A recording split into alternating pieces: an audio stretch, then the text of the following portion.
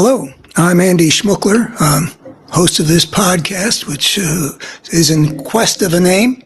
I'm a man on a mission, one thing I put out there at the outset, but it's also about seeing things whole, which is an important part of what we need to be able to do for the two goals that I have sort of central in my mind. One of which is preserve American democracy, and the other of which is to have human civilization get its act together in time to prevent our destroying ourselves, which is, I think, a 50-50 proposition right now. I've got a list of topics here today that I'm not sure how I'm going to deal with.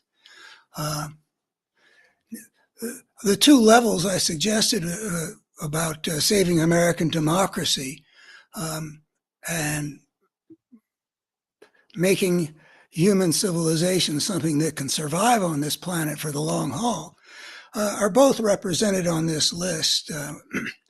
The big picture stuff is implied, we get to through that topic. Why do the extremely broken people figure so prominently in the human world? And the other one is why are things the way they are?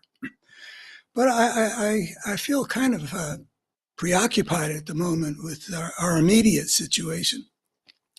I feel very weighed down by the really crazy, ugly, destructive stuff that's going on in America in these times. And I grew up in times where they had their troubles, but the idea that we would be potentially on the verge of becoming a fascist nation, I mean, a nation ruled by a fascist regime, well, that's a better way of put it, just wasn't something that I grew up thinking was a possibility, but here it is. Here it is as a possibility, and I find it very disturbing. And this is June 6th, 2024, which means that today is the 80th anniversary of D-Day. D-Day has actually long been something really important in my picture of the world, my experience. Starting when I was, say, in my very early teens, it was a recurrent thing in my dreams that something would be taking place on D-Day. The whole idea of either it was on D-Day or I was behind enemy lines and I knew D-Day was only days away. And there is a fair amount of fear in those dreams, as well as some kind of aspiration that the fascist forces of Nazism that had taken over all of Europe were going to get pushed back. So I had those dreams, let's see, I think through my 20s. I'm 78 now. I don't have those dreams very often, but I'm still very interested in D-Day. It's such a vivid thing that, I can watch that movie, The Longest Day, which is all about D-Day. I can watch that every 5 years maybe and find it meaningful. I see on I think the movie 36 Hours is about to appear on my satellite broadcasts, and I've decided that I'm going to DVR it and maybe I'll watch it again. This is about James Garner getting abducted, and this very tricky thing to try to get him to tell them, them being the Nazis actually, where D-Day is going to happen, whether it's going to be a Calais or Normandy or what. It's a very, very fun movie, completely fictitious, but I don't mind. I'm happy to go there, and Saving Private Ryan is about, starts with D-Day. This just very important date in the American imagination as well. And what I want to say is that this D-Day is that we are in a similar situation in some respects, that this generation also is having to rise to a very serious, dangerous, ugly challenge. Um, the people who landed on the beaches of Normandy were trying to push back fascism in the name of the democracies and their values that Churchill and FDR would articulate together as the meaning of the war, even though in the East we got the totalitarian communist regime of Stalin that's our ally. Nonetheless, we weren't fighting for what he represented. We were just making common cause with because we had shared a common enemy. Well, here we are now having to fight against fascism, and we're back to that idea that our founders put in the Constitution of protect the protect the Constitution from enemies, foreign and domestic. And here we are. D-Day was about the foreign, and today is about the domestic. So I'm probably going to start with talking about our own D-Day. Well, my wife asked me yesterday, what does D-Day stand for? I think it's something like deliverance. That's before the 1970s movies with the dueling banjos. No, deliverance as in deliver us from evil, I think. It wasn't doomsday, so I don't know what else it might have been.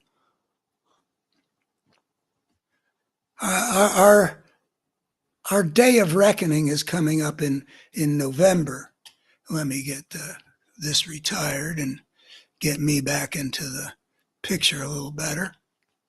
Yeah, we've got something coming up in not that many months, and I have some optimism. I think I have but even if I knew that democracy was going to prevail over fascism when the American people go to the polls in November, and all the early voting too, which starts even sooner. Even if I knew that, I would be really distressed by what I see. I just started writing a piece this morning. Addressed, I published op-eds in some newspapers in the very, very red congressional district in which I was the Democratic nominee in 2012. This is a district in which I think it's quite safe to bet that Trump will get at least 65% of the vote. I mean, the worst a Republican can do in this general area that I've ever seen is 60%. Some really repellent Republican was running against the real sweetie, Senator Kaine. Kaine won by a landslide, but this district gave this repellent character 60% and against 40% for Tim Kaine, who I know a little bit, and I don't think he was that great of a vice presidential candidate, but he's a wonderful human being and a really good senator, and I heard him give a speech that was kind of inspiring. So, I mean, if you're going to ever vote for a Democrat, you would have voted. But, the usual Republican would get, let's say, 67%. So because this guy was repellent and Kaine was, a national star and such a good guy, a basic missionary. I mean, he's 7% that ordinarily would vote for Republican voted for the decent human being over the indecent human being. So we can expect that with Biden running against Trump on the ticket in November, Trump is going to do better than that other guy against Kaine.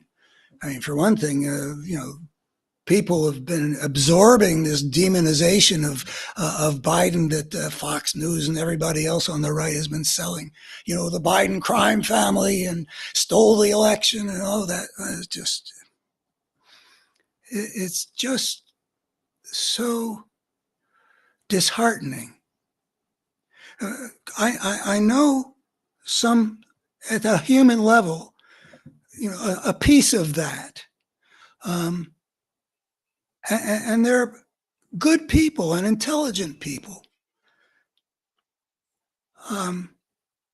in meaningful ways.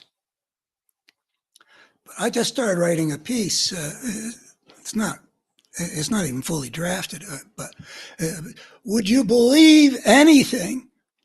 Would you go along with anything? The title is going to be asking that question. Don't know if the conservatives would bother to read it, but you know, I do what I can to bring good people back to the side of the good and bring intelligent people to, you know, do they believe what the Republicans are lately been saying in the wake of the Trump verdict? I mean, I just published a piece. Actually, no, tomorrow it will be appearing in the newspaper called Look at the, and then I have like in a comic book, you know, blankety deleted, you know, evidence about that the Republicans are, since the verdict, they've been out there talking about the weaponization of the justice system and a travesty and a disgrace, and you know, Trump is being the victim of a corrupt administration that's weaponized the Department of Justice, even though this got nothing to do with the Department of Justice.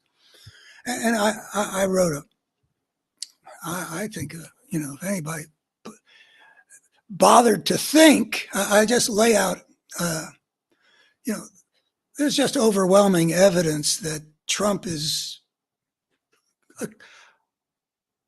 a repeat criminal. I mean, there have been judicial and jury and adjudications and findings and all kinds of stuff that just show, you know, a complete picture of criminality. And then there's the fact that the jury was presented with the evidence, and it's just absurd to believe that the Republicans, what the Republicans are saying. I mean, all the and then Trump he's surrounded himself with criminals. I mean, MSNBC's been putting up, I think it's Ari Melber has been putting up these pictures of, these are the people who are convicted of felonies, who were part of the 2016 Trump world, you know, like Mike Flynn and Paul Manafort and all that stuff. And then these are the people from his business that have been convicted of crimes. Michael Cohen and the CFO, what's his name? Alan Weissenberg or something like that. And these are the people who are convicted already of crimes having to do with the 2020 election. So, you know, why do you wonder if there's something wrong with the way the justice worked? It sort of reminds me of why would you think that Biden's victory in 2020 had to be something, you know, stolen, some kind of fraud? Every single poll, I think every single poll, but for months, the polls were saying that Biden was on the way to victory in 2020, even by a larger margin than it turned out to be. I mean, but there was nothing surprising by election day about who was going to win. Not that you necessarily know from the polls, but there was no basis whatsoever for thinking that somehow Trump was headed for victory and it got snatched out of his hands by these terrible crimes and American cities that have a black population, like Philadelphia and Detroit and Atlanta. No, there's no reason whatsoever to think that it was stolen. Besides all the recounts and all the other evidence. But why would you believe when you've seen so much criminality all around Trump that somehow if a jury convicted him of 34 counts out of 34 counts that were charged, why would that seem strange? But there are other things. I mean, it was absurd to believe it. But when I just started writing, said, I called attention to the absurdity of what the Republicans are claiming. But I said, let's pretend that it's true. Let's pretend that indeed what we've got here is that the administration of the federal government being led or run by a president from one of our two major political parties has committed this serious violation of their oath of office of utilizing the justice system to persecute its political opponents. I mean, that is not consistent with the rule of law that is basic to the American arrangement that we celebrate every 4th of July that our founders gave us when they drafted the Constitution in Philadelphia in 1787. Well, 89, I think, is the French Revolution. But the American Constitution, great thing.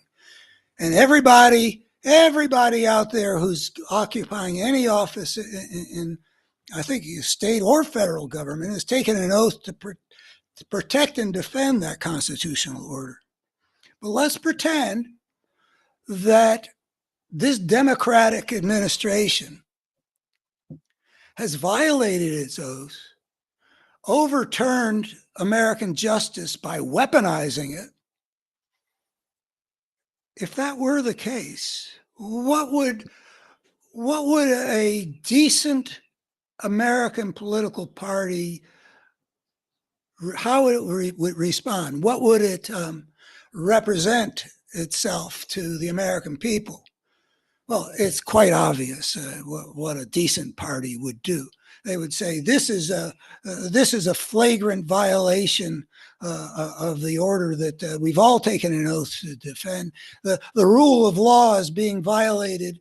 Elect us, and we will restore the constitutional order that these people have just been violating such a travesty, weaponization of justice. We will show what justice really is supposed to look like.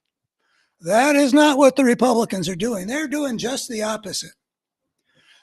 They're utilizing this thing, which didn't happen, but pretending that it did, as a reason to take revenge.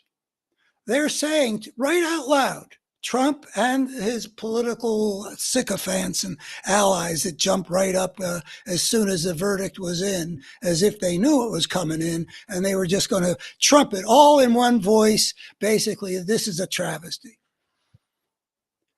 And they're talking about revenge. We're going to do it to them. This is a terrible precedent.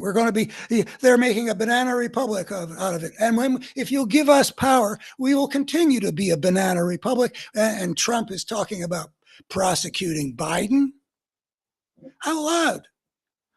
I mean, I'm not sure exactly what the words were, but I don't think I'm misremembering. This is to give to the people that I have access to, who are presumably going to be voting Republican for president and otherwise. And I'm wondering, isn't it quite obvious that that's the wrong response? The right response was what the Democrats did when they came to power. Because the Trump administration actually did weaponize justice. there were many efforts to go after political opponents, including like in the FBI, like, McCabe and Strzok and the woman with whom he was having a relationship. I forget her name, but there were other times when he wanted Jeff Sessions to go after his political opponents, and poor Jeff Sessions found himself, he was supposed to behave like a gangster, and I don't know what Jeff Sessions is about, but he evidently has all the defects that we thought he had. But there are limits to what he was willing to do. There are some things that he apparently believed in, so he recused himself with respect to the Mueller, and he never got forgiven for having any integrity as opposed to just serving Donald Trump. And then there's Bill Barr, what he did to the Mueller report, and what he did to the prosecution of some of Trump's accomplices, like Roger Stone and I don't remember all the things that he did, but he did terrible things, really transparently corrupt things. And then there's what Trump did with his pardon power.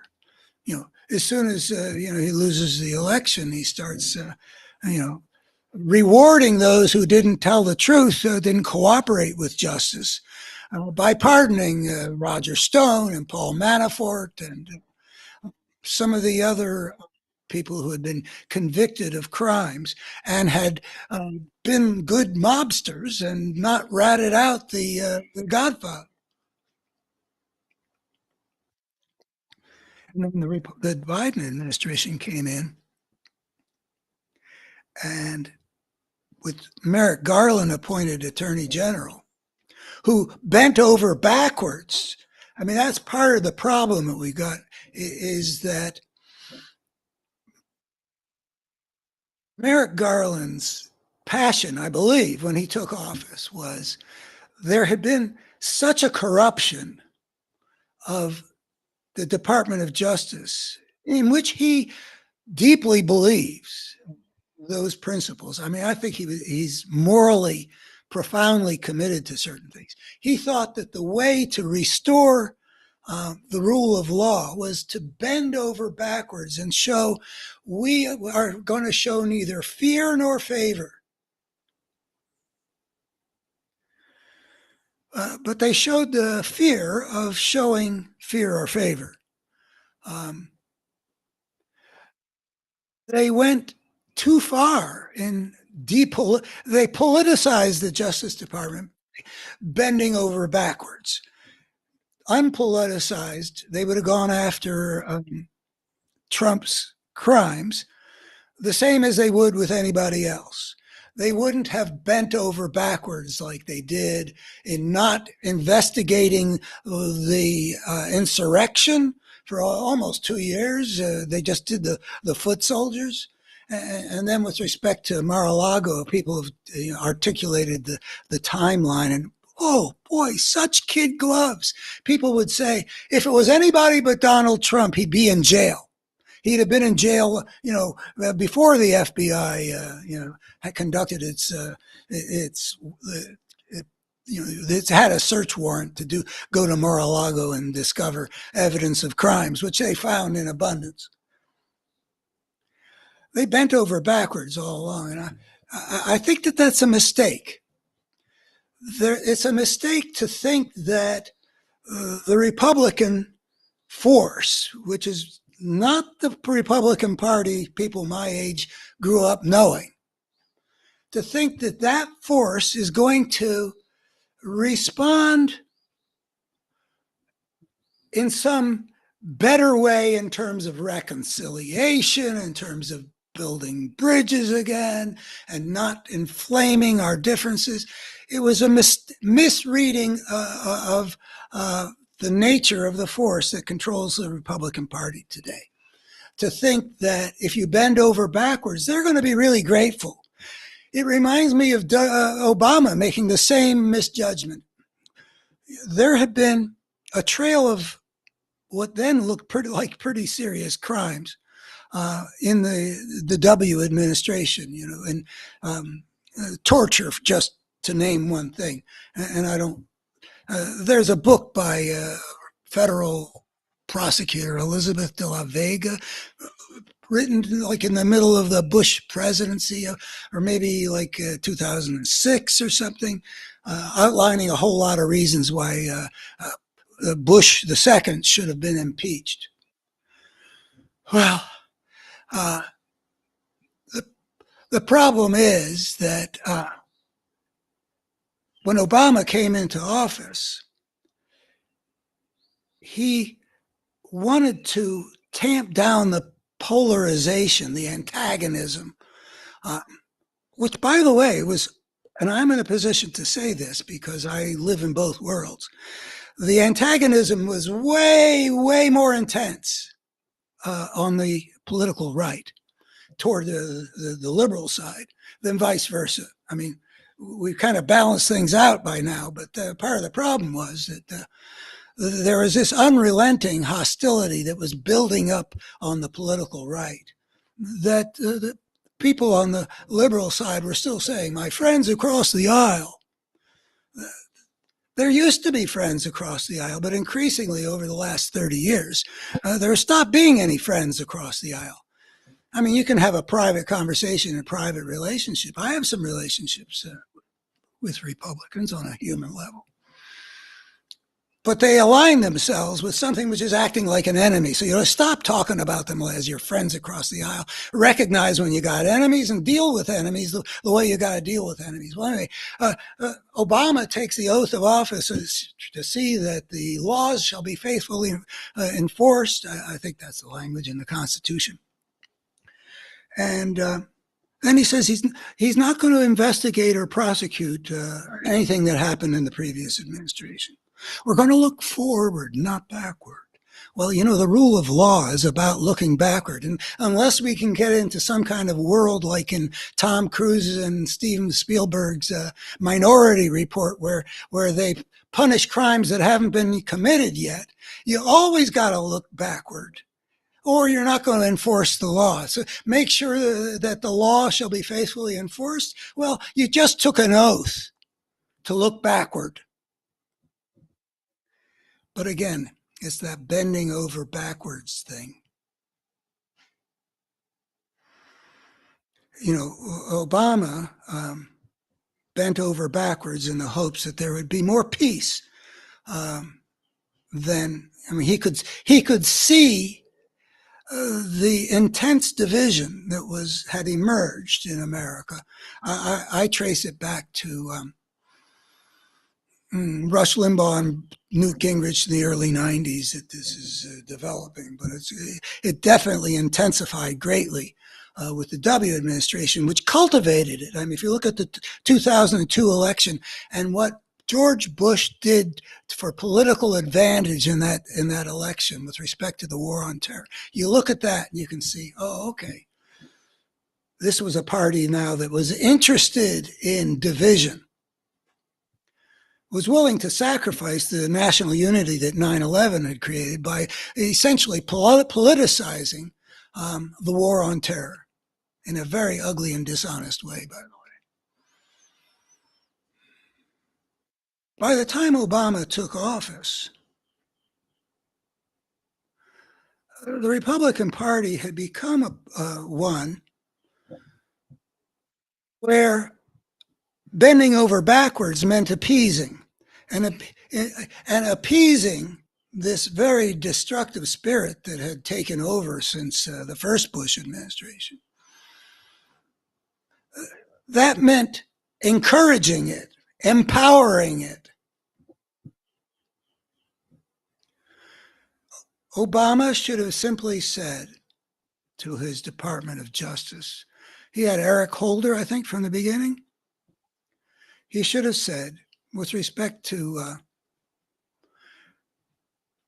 anything which happened during the previous administration, there are plausible arguments that some things need to be looked into. I will charge you only to deal with it in the way that is most consistent with the oath you just took. Neither fear nor favor. No political persecution, but no avoiding the independent enforcement of the law we just took an oath to uphold. But he didn't. And that just fed the spirit of lawlessness that had already taken over. So going back to this immediate Republican response to the to what the the jury in Manhattan came back with 34 felony convictions for which Trump's going to be sentenced on July 11th. And their response being A, oh, this is terrible, and B, we're going to do that too when we get the power. So then the question is that I'm posing to the readers that I'm trying to reach here in this 65 to 70% Republican area where I publish my op-eds. Isn't it obvious that the Republicans aren't even pretending to be in favor of the basic American constitutional order with the rule of law? They're not apparently concerned with restoring what they all took an oath to protect. They're saying we're gonna do the same criminal stuff. Well, okay. Is that okay with you? You conservatives I used to know when I did talk radio out here, who were great patriots, who liked patriotic speeches on the 4th of July about the land of the free and all that. I continue to be almost obsessed because I can't really understand how smart people don't see that. Now, I don't know if they don't see it, but if they don't see it, that means that the same group of people who used to impress me with their, how patriotic they are about, the kind of values that we teach our children America stands for. George Washington, I cannot tell a lie, and Honest Abe, and then there's to continue on Mount Rushmore, we got Thomas Jefferson, and all men are created equal, and then we got Theodore Roosevelt up there who said no. Great private power will not be allowed to trample on the well-being of the American people with this progressive legislation. Those are the four guys up there. Those are the values that we Americans have tended to celebrate. George Washington, the guy admired so much because he was willing to step down because he wanted the republic to be a healthy democratic system. Whereas with Donald Trump, we have quite obviously, he tried to steal an election. Just the opposite. So I just don't know. Do they not see it? They go along with it. The Republicans who are putting this out, which I think is, like right in your face, these people don't believe in the rule of law. They're not talking about restoring it. They're talking about payback. They're talking about revenge. They're talking about our politics not as something that happens in some according to some agreed upon rules, but as a war. Give us the power to do unto them the way we claim that they did it unto us. Well, actually, I think and some people have pointed this out, that what this Republican Party, which is an extraordinary thing. I follow politics in a lot of countries. I have never seen anything like this. This Republican Party has been quite explicit about its intention to compound the problem they've identified falsely. And people have said that the message they're putting out is sort of like a preparation, it has been their intention from the beginning that they, as a fascist force, when they get power, they're going to go do what Trump already did with William Barr and the weaponization of the Justice Department and his pardon powers and his surrounding himself with criminals. They're planning to do what they've accused the Democrats of doing. And the purpose of the accusation is not only to smear and deceive the people about the liberal side and what they are and what's happening, but it's also to lay the groundwork for what they intend to do when they get, if the American people are willing to give them the power to do it.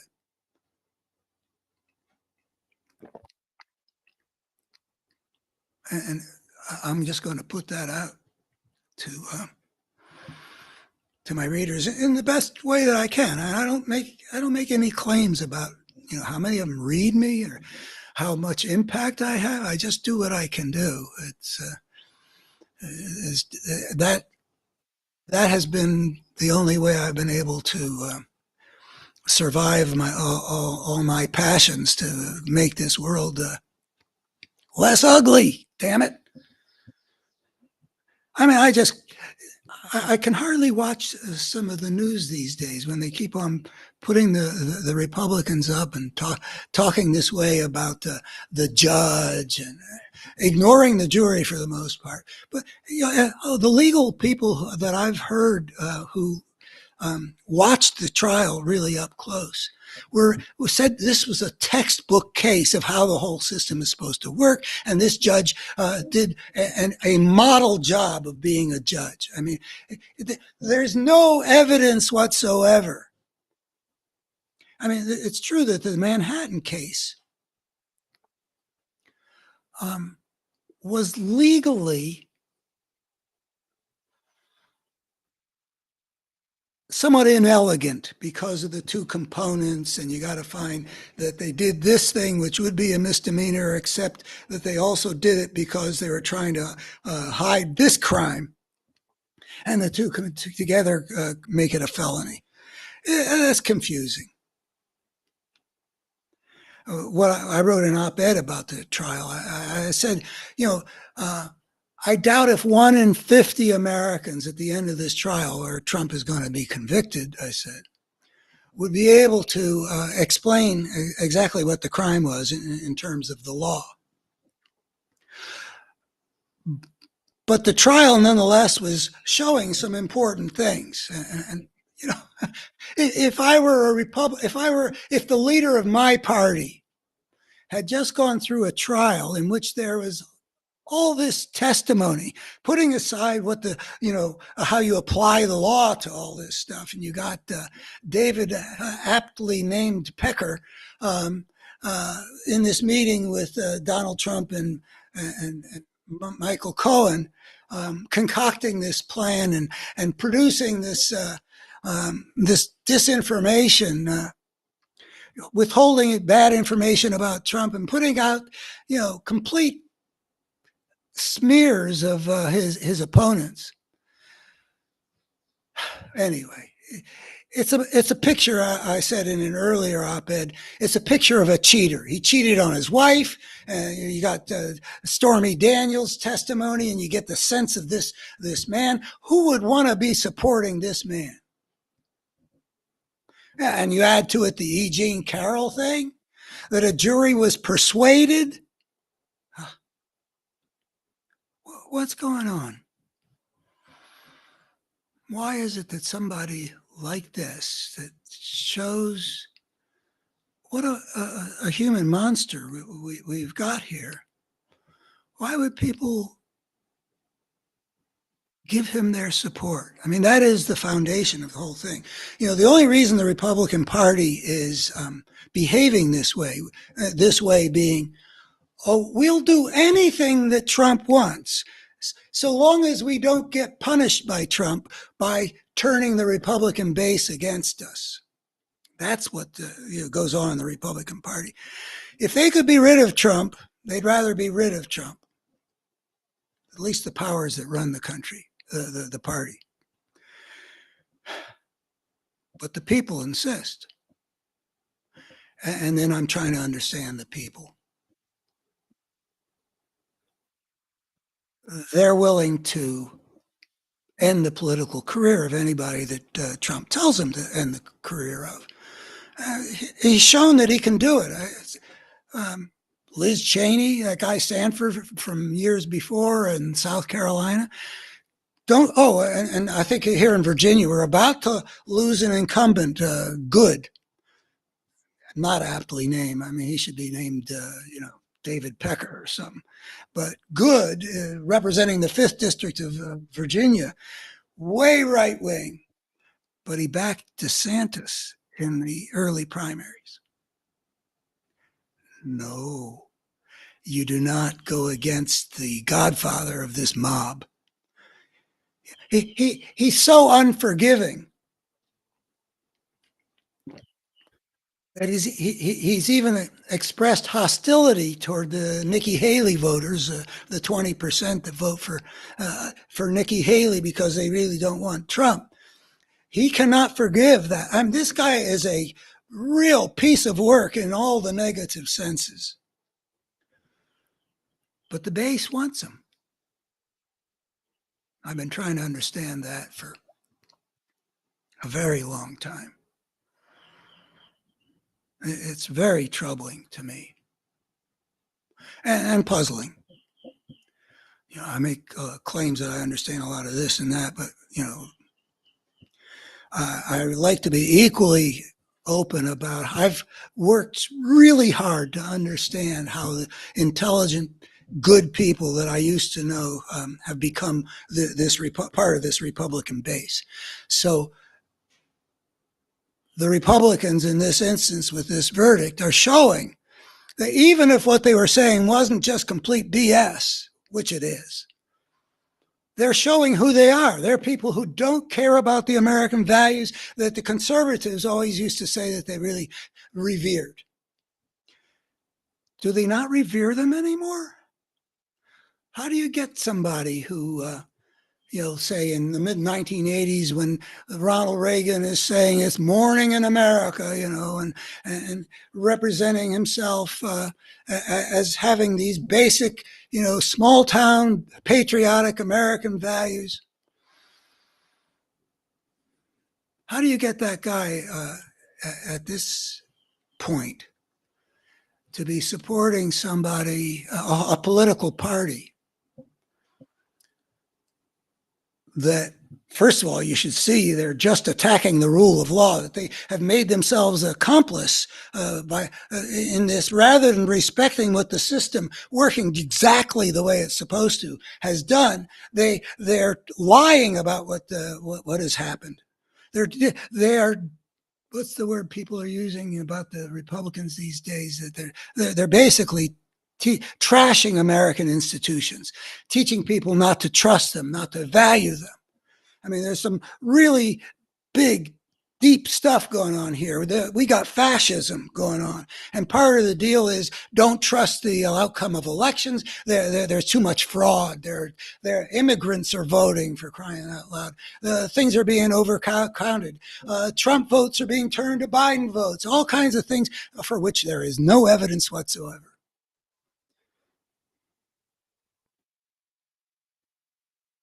The delegitimization, that's the word I'm looking for. One of the adventures of being in your late 70s like I am is discovering the joys of the search for the word. So delegitimization is the word I'm looking for. They're trying to delegitimize the rule of law, as well as defend Trump, as well as lay the foundation for the fascist kind of system of weaponizing the law that Trump is telling us pretty explicitly he plans to do. So there's the ignorance or apathy mystery.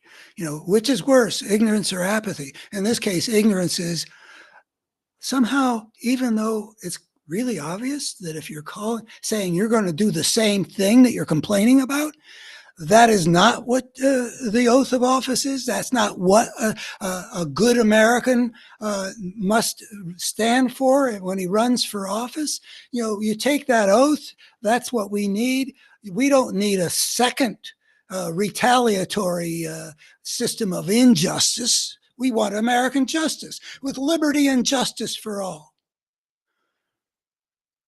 When the House of Representatives crappy Judiciary Committee headed by this creep, Jim Jordan, started this ugly session with where Merrick Garland stood up for himself pretty well. They did the Pledge of Allegiance.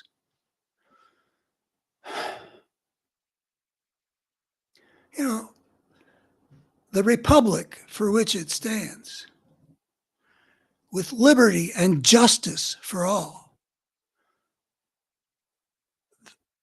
The Republicans are promising when they say the Democrats are going to regret doing this because we're going to get them back into power, and then they're going to regret it because of what we're going to do to them. That's not the way justice and liberty and justice for all is supposed to work.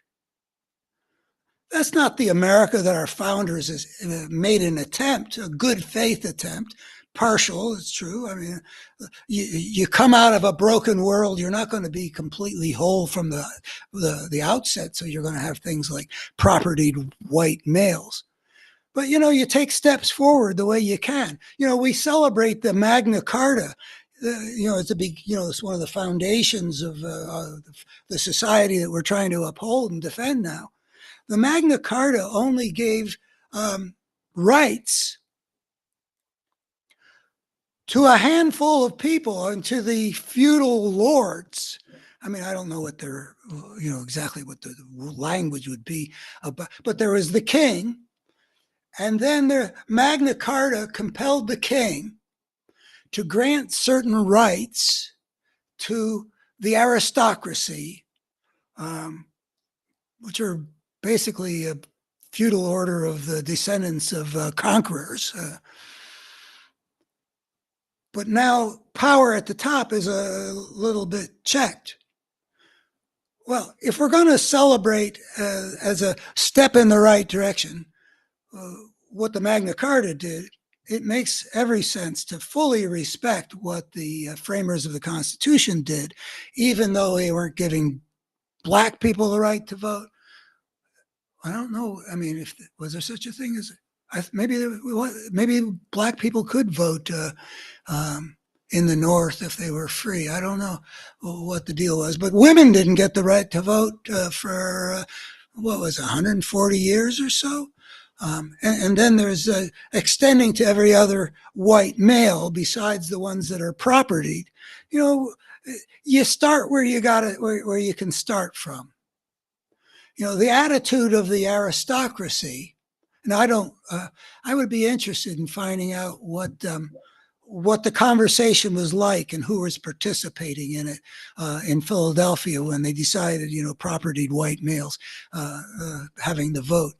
But eventually you end up with, I think by the time we get to Andrew Jackson, I mean, I don't know what the process was, but between 1887 and the election of Jackson in 1828, I think sometime along in there, other white males, even who didn't have a lot of property, got the right to vote. You start where you can start. And it is a very noble experiment that, basically the challenge for the American people is to, recognize how important it is to have that, as opposed to what the Republicans are telling us that they're going to do, which is to weaponize the law.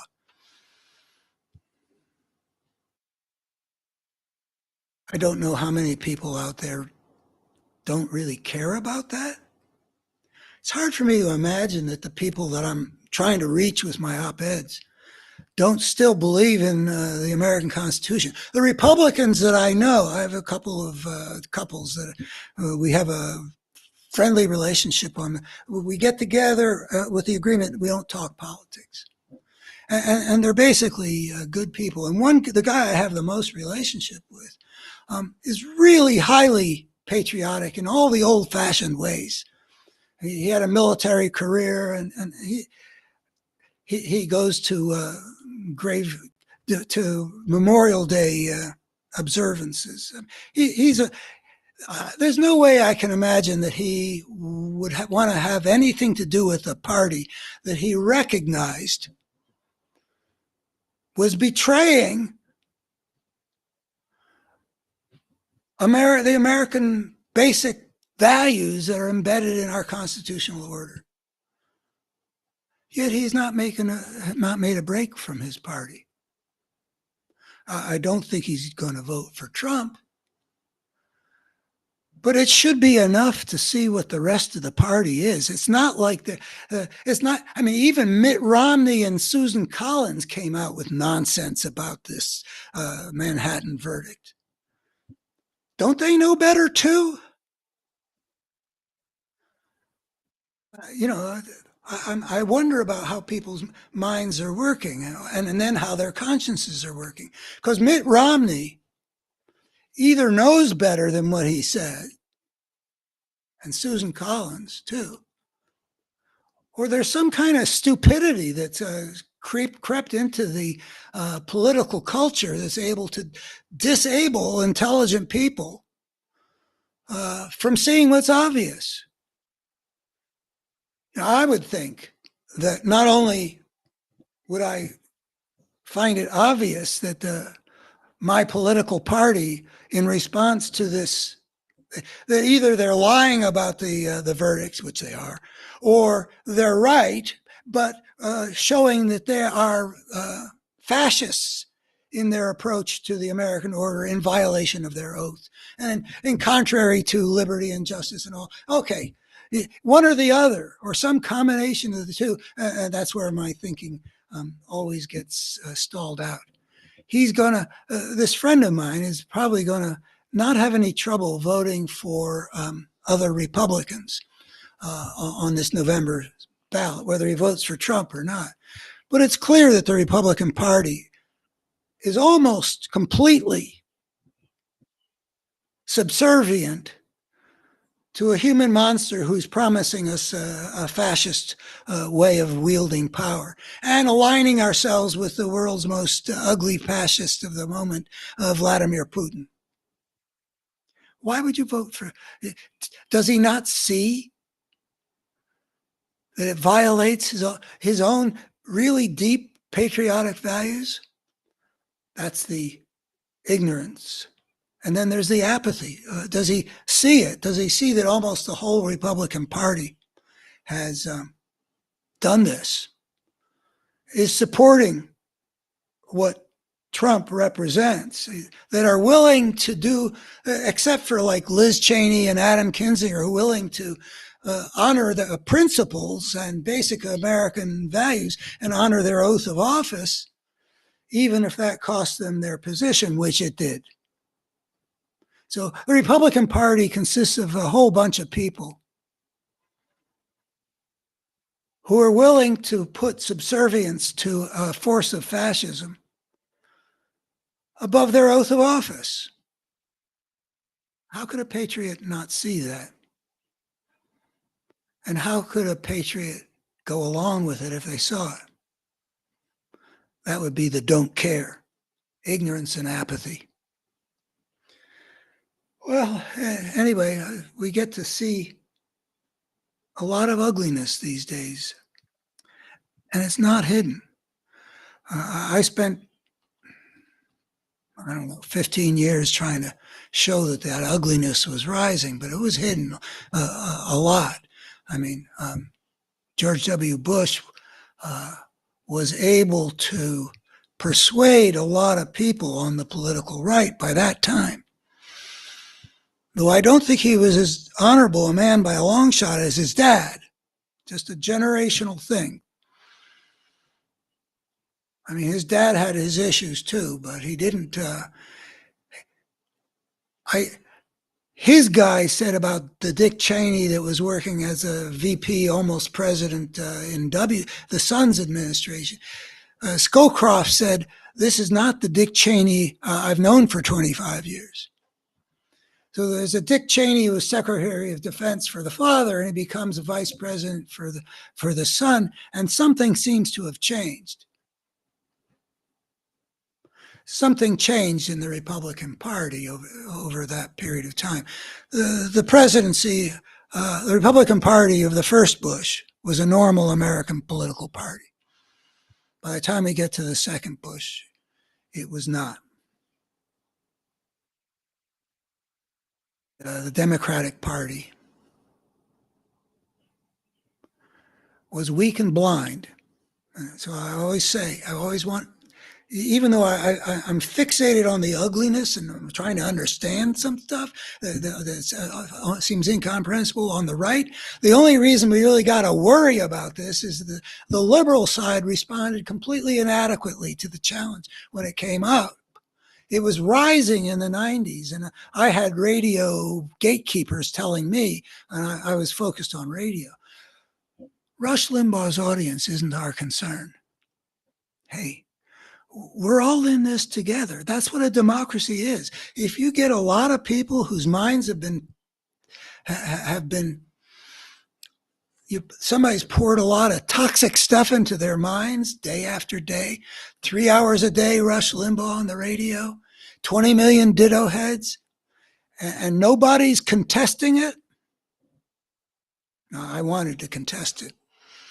There's a lot of things that I've tried to do that, I swing for a fence and, I hit a single. I was able to do it out here in the biggest AM station in the Shenandoah Valley. But that's not very big time when you compare it to the Godzilla of talk radio. But I did what I could, just like I do with getting these op-eds out there. So my op-ed is going to try to get people like my friend who really does care about, who when he took an oath as a high-ranking military officer to defend the Constitution, he never would have thought that the best response to the other guy weaponizing justice, making a travesty of law and persecuting a political opponent. He would never have thought that the right thing to do in response was to take revenge by doing the same thing in the other direction. He would have, if he had been in Merrick Garland's situation, I don't know if he would have overly appeased by bending over backwards, not putting Trump in jail like any American would have been for what he's doing with that document situation at Mar-a-Lago, his defiance of a subpoena and all that kind of stuff.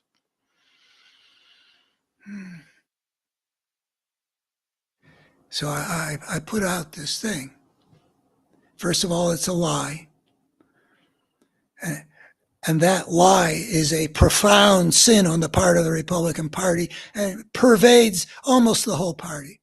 And secondly, they're threatening, they're laying the foundation for the fascism that they intend to bring us. It's the overthrow of the American constitutional order. My friend who rose to high rank, taking with all sincerity the oath that he was going to protect and defend the Constitution of the United States. I doubt that the military officer's oath includes enemies domestic and as well as foreign. I don't know what their oath is like. But these Republicans like Mike Johnson that goes up there, I mean, isn't Mike Johnson a piece of work too? It bugs me that he seems like he's, a Boy Scout. Oh, but he's an atrocity.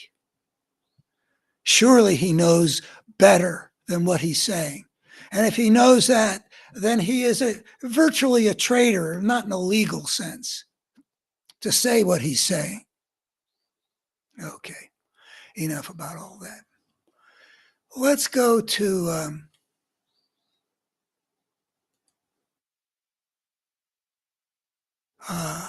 let's see, what is this?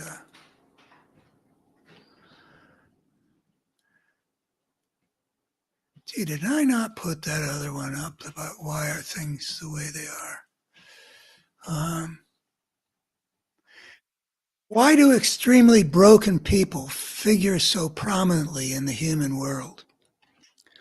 This is one of those that points to the larger picture, of which the American struggle is a part. But I claim to have a better human story in which shows that the step to become the civilization creating species inevitably has ramifications about how civilization is going to develop that are not a function of human nature. That I claim, that a force arises because the creature has extricated itself from a natural order that had evolved as life has evolved biologically on this planet for 3.5+ billion years. And then in a mere like 10,000 years, we've been engaged as a species in a whole new situation because we broke out of that order. Anyway, what we're dealing with in America now ultimately should be understood in terms of the kind of systemic force that I say inevitably will arise for any civilization creating species. And I conjecture about what we'd find elsewhere in the cosmos, because I bet there are lots and lots of places where civilization has emerged. And every one of those species I claim to at least show fairly convincingly, I think, they also would have found their social evolution swept up in a direction that they didn't choose but couldn't avoid. But anyway, here we are in the world that we see right around us now. So that's the context toward which this points. But this is, I'm looking at the world that we see around us right now. And I asked the reader of this piece, it hasn't been published yet, hasn't been polished yet, hasn't been finished yet, but I'll read what I got. What 4 people are presently having the biggest impact on the human world of today? I've got my list. My list includes 2 leaders of other nations and 2 American leaders. It is telling that of those 4, 3 of them are sociopaths, meaning that they are little constrained by moral considerations, that they are willing to sacrifice whatever and whomever is required for them to get what they want for themselves. Again, 2 leaders of other nations, 2 American leaders.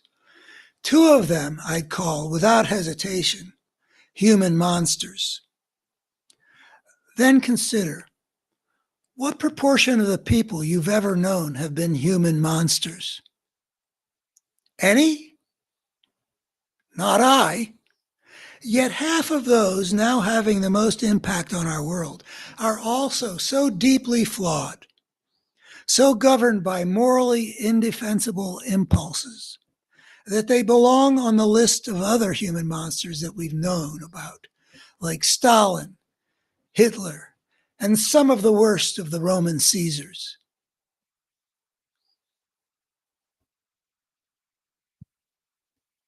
I suppose it means that such a non-representative and repulsive segment of the human spectrum gets to play such a disproportionate role in the shaping of the human world. And I am not saying that this 2 out of 4 that I see in the world in its present form is always what we would have chosen, say, over the course of my lifetime. But if you look at history as a whole, you will see that the proportion of the major history makers that are also human monsters is way non-representative of what we know from walking through the world and encountering people. is typical of humankind. There's a non-representative, a non-random quality to what's going on. And why is that, do you suppose? Well, I've written about this for a goodly while, and I've got pieces of answers, and then we'll get to the part which I haven't written yet, which pertains to what's visible now, which has to do with people choosing human monsters to support. And there are some mysteries in there for me. But let's start with what I think I can say about why non-representatively. I say that that it is inevitable that a civilization that emerges out of biological evolution, for many species, will for a long time at least be disproportionately shaped by the spirit of the gangster. That's another way of saying this, and I claim to show why that was inevitable.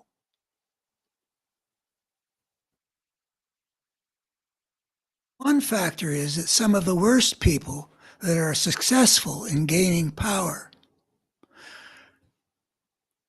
that sentence doesn't even finish. I'm saying that the qualities that a person that are advantageous for making it more likely that you will gain power when there's a struggle for power in a disordered system will be some of the worst people. When power is not controlled, that is, by some constitutional system, there is inevitably a struggle for power. And those people who prevail in such a struggle, like in a system beset by anarchy, are regularly the warlords, as shown in Lebanon in the late 70s, shown in Somalia in the 90s. They're the gangsters. But some of the monsters and sociopaths that achieve positions of great power achieve it not by wading through blood, but through their ability to inspire large swaths of population to lift them to power. In some power systems, and I was going to look it up in my book, The Parable of the Tribes. I think it was in the Ottoman Empire early on. The expression wading through blood was used by a historian to describe what it took to get to be the ruler in some system there in that part of the world, Turkey plus. That when there was going to be a transition in power, the way it was achieved was who could kill off his rivals. And then I also cite the way Saddam Hussein was a human monster and did have a disproportionate role in shaping the world of his times. How he came to be the dictator of Iraq. There's a lot of killing off those who stood in his way. But then the piece ends at this point because I'm about to then turn to that the people who get the ability to inspire large swaths of the population to lift them to power.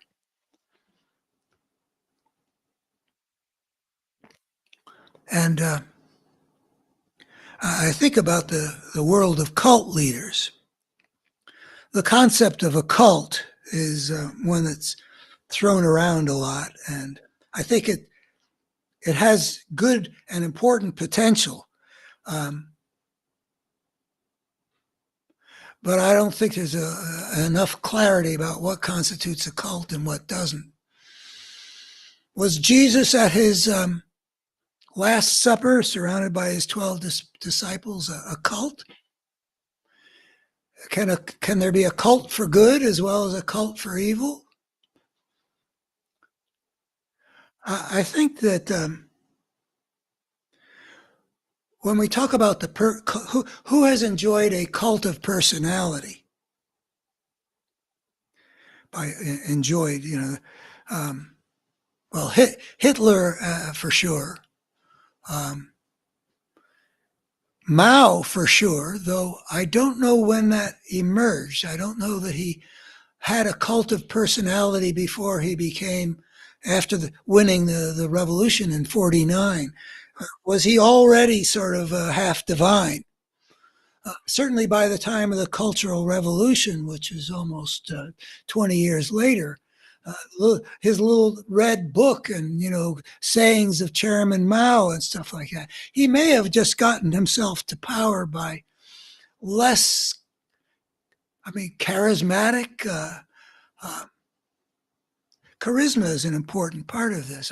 Hitler would have people spellbound, and if you look at that film Triumph of the Will, and the the people in a swoon in Nuremberg in the square, there was something going on in people there that it is apparently a potential place for human beings to get to, but I don't fully understand it. But Hitler got people there. I like to watch Charlie Chaplin mocking Hitler right at the beginnings um, of the Second World War and the Great Dictator. His giving a speech, and he makes it ludicrous. But well, you can mock it, but his standing with a major component of the German people was worshipful.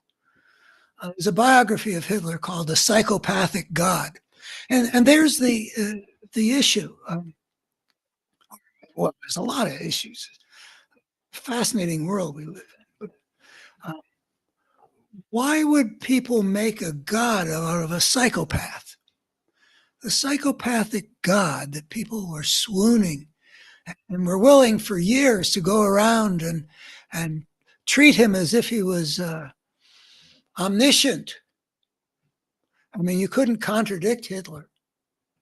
Part of their response to D-Day, here we are, D-Day plus 80, was because no military people would stand up to Hitler when he was blowing it, which he did increasingly in the latter. He seemed, by the way, rather surprisingly successful. So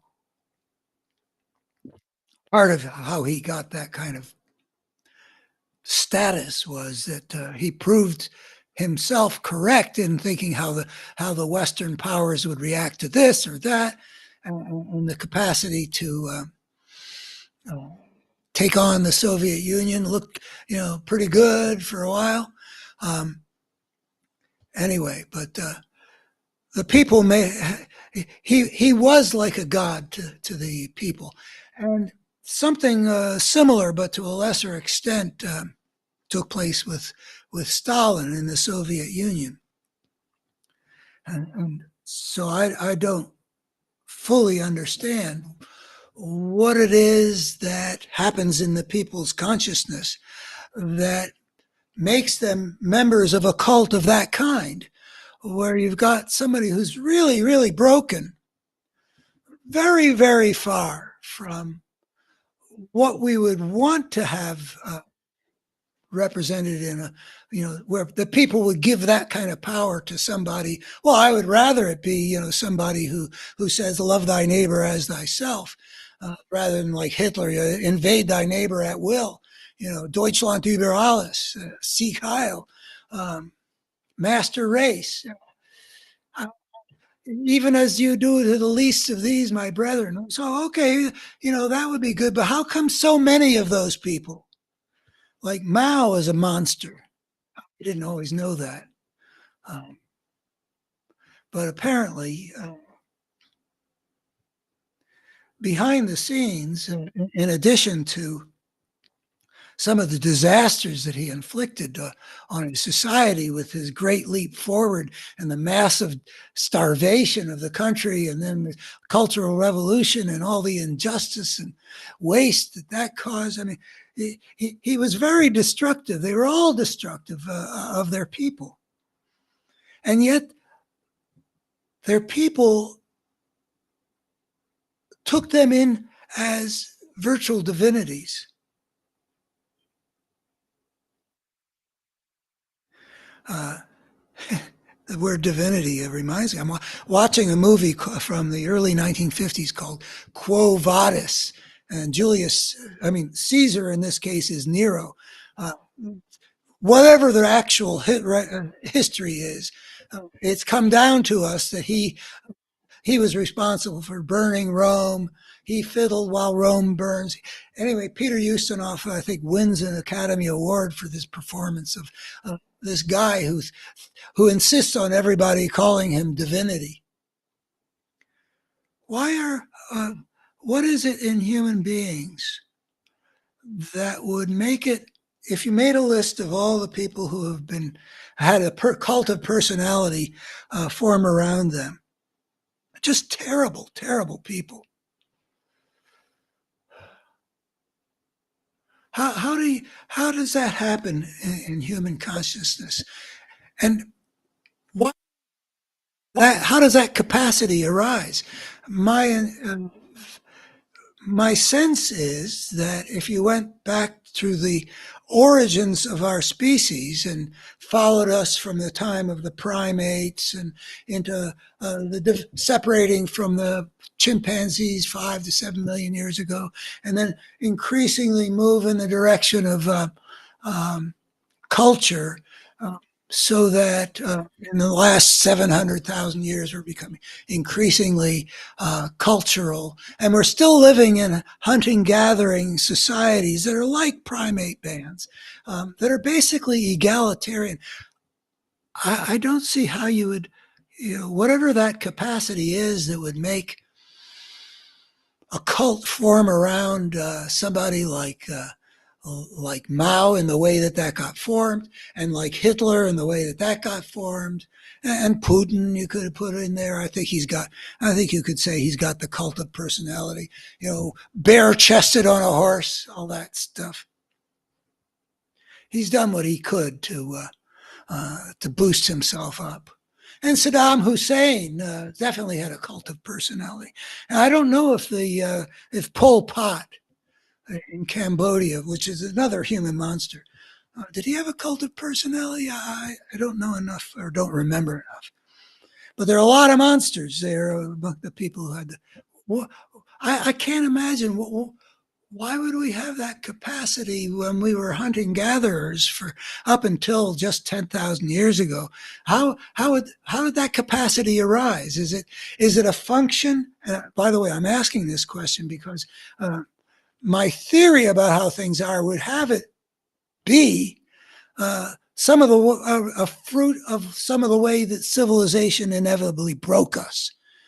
That we were swept up in a social evolutionary process where the spirit of the gangster had way too much say on how our world evolved, and inflicted upon us a lot of trauma and suffering, and so we got pretty broken. And maybe this manifests, one of the ways we get broken is that we can get broken in some way that makes us look at somebody like well, let's take Donald Trump.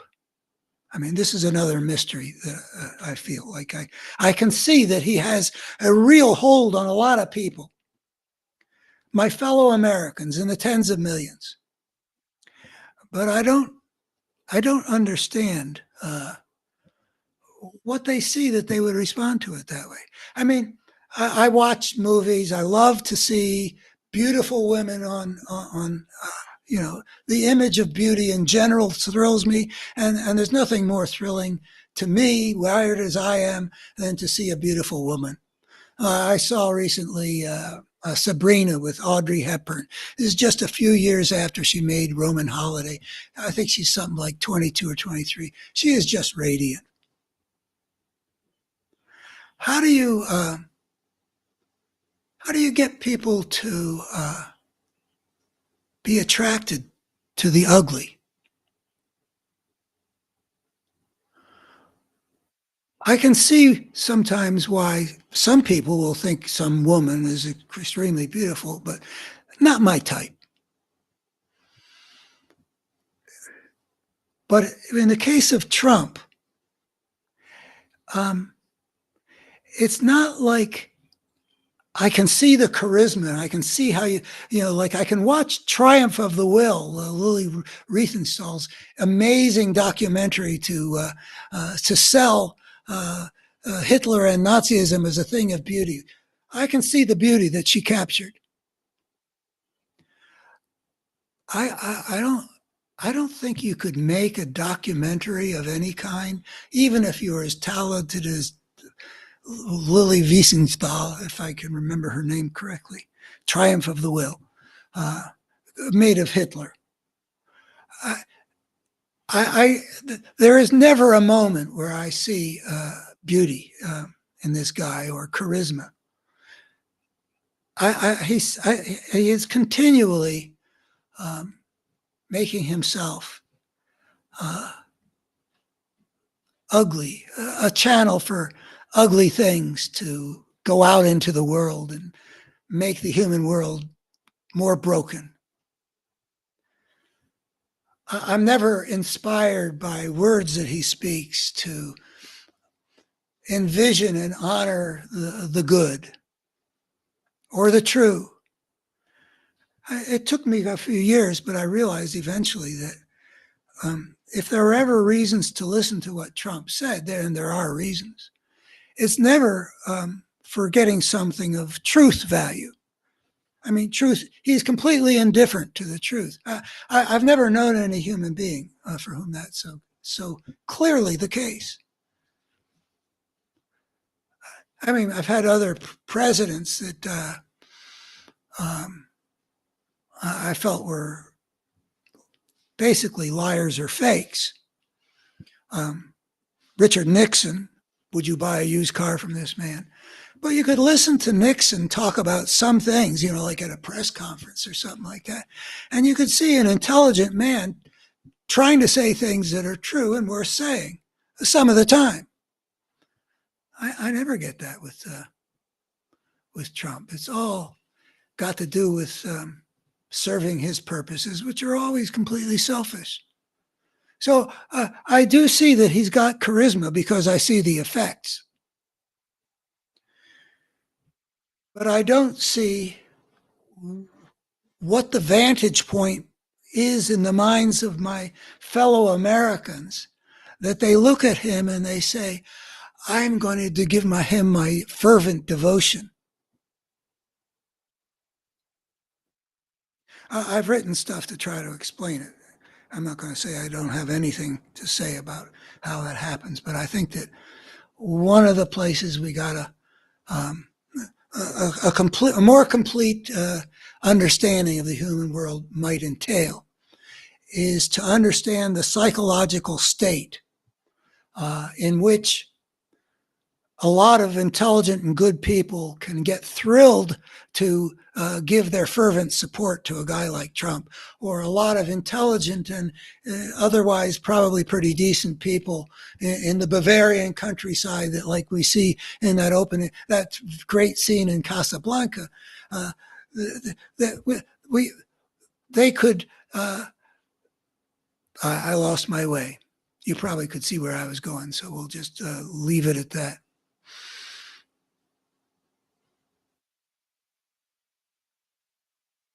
How is it that good people can embrace something which is the opposite of good? How is it that intelligent people can be led into the places where a lot of lies would lead them? I spoke recently about how I had another op-ed about the way the lie is an essential part of fascism. Like you can see it through history, the past century plus, and you can see it in different countries. But, in Germany is where the idea of the big lie emerged. Hitler's propagandist, Goebbels, is the guy who explained if you tell a big lie absurd enough, often enough, people will think, oh, that's so absurd, it must be true, or something like that. Tell it often enough, make it absurd enough. Putin lies to his people, as I showed in that piece. And today's force of fascism on the American right is basically dealing in falsehoods. No, let me see. Let me get what I want here. Let's see. Why are things the way they are? Okay. So a lot of my Better Human story is about how a force of brokenness arose and has had a negative effect on how our civilization has developed, which I think I can prove.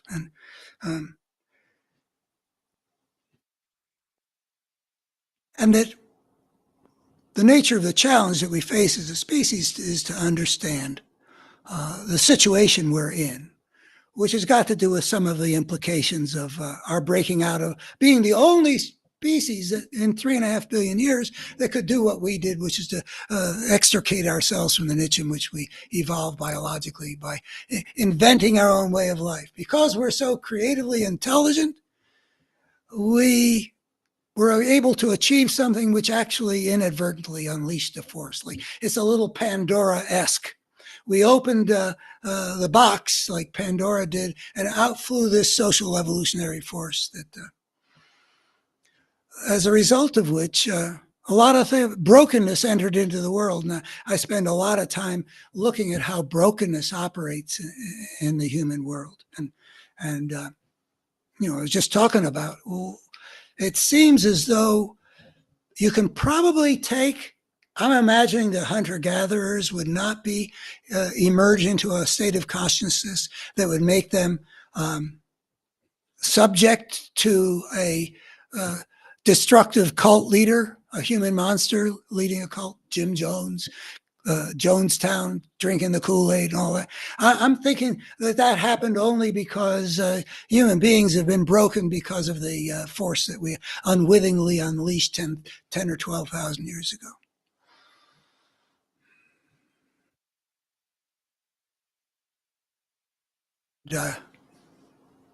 It must be a really interesting frame of mind.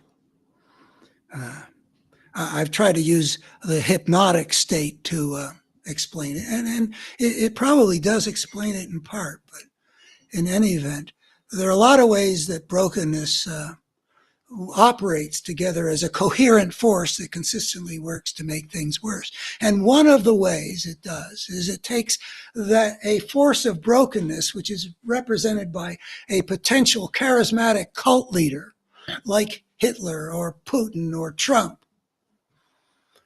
can emerge and get a fervent following by doing something with the brokenness that's manifested in the people in that system. That somehow people emerge into the political world, even in the American democracy.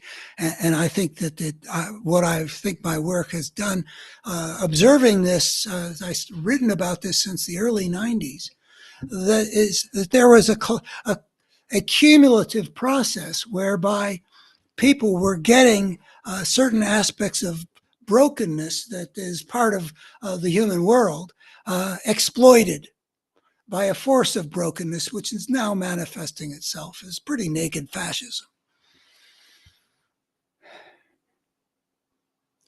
And fleshing out the picture a little bit,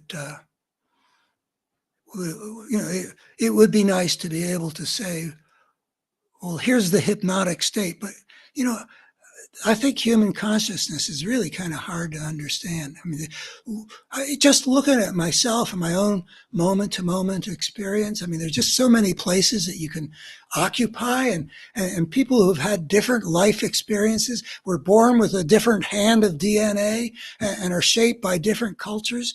I mean, the degree of complexity of what a human consciousness might be like, I think is just mind blowing. And even though I've studied depth psychology, I mean, it was the first area I really delved into. I went way into Freud, and I went into to Jung and to the other depth psychologists, Otto Rank and Ferenczi, and that was really where I took off from, and I done what I could to understand what we can become. And occasionally I've written about it, but man, I don't understand. I don't understand the process by which good and intelligent people that I knew in the 1990s are embracing something which is really the opposite of the values they used to express, and are believing things that are obviously untrue. So, and then there's a particular way of posing the question. What happens between Donald Trump and these tens of millions of good, intelligent Americans that are the source of his power? Because the Republican Party didn't want him in 2016. Mitch McConnell, I think, represented the forces that run that party. When he tried to get, he didn't want Trump to become the head of the Republican Party again after he prevented him from being convicted in the Senate, and he said he could be prosecuted. I don't think they wanted him there. But here we have a party that's completely controlled by Donald Trump, because even after he obviously tried to overthrow the Constitution with an insurrection, the Republican base told the Republican Party, if you don't stick by Trump, we will not stick by you. We will follow Trump if you don't support him. They couldn't get rid of him in 2016. They couldn't get rid of him after the second impeachment. And it's all because of the base, because they know that Trump can kill their political careers, like he's about to do Bob Good, 5th District in Virginia, because he supported DeSantis. He's shown it again and again. Liz Cheney doesn't have a seat in the Congress. She's no longer in Republican leadership. The Wyoming Republicans kicked her out of the party. That's what happens. So that's where the problem lies. And it would be nice. Well, I don't know what. If I fantasize, okay, let's say a bird comes, perches on my shoulder and whispers words of profound insight into exactly what happens, to enable good, intelligent people to embrace evil and believe lies. Would I know any better how to bring them back to contact with reality instead of believing obvious lies, and bringing their goodness to bear in their political lives, whereas they are still really good people to have as neighbors and to do business with, and et cetera, like that. If you're part of their church, you'd think these are good people. But then in the political realm, something has happened that they support the opposite of the good. I don't know, but that's where I would want to flesh that out, just because of the intellectual value of having a picture of what goes on. What happened that a guy like Donald Trump, who's so obviously what he is, would have the kind of cult-like support that he has, including from people that otherwise don't show that kind of stupidity or evil or whatever, ignorance or apathy. Okay, so it's all part of the force of brokenness that you can see at work in the human world, where one kind of brokenness is able to join forces with another form of brokenness across the human world, where we also have forces that make things better that are also reinforcing each other. Anyway, that's a whole another thing. You can go on my website, abetterhumanstory.org. And you can look at the battle between good and evil that is really at the center of the human drama demonstrably.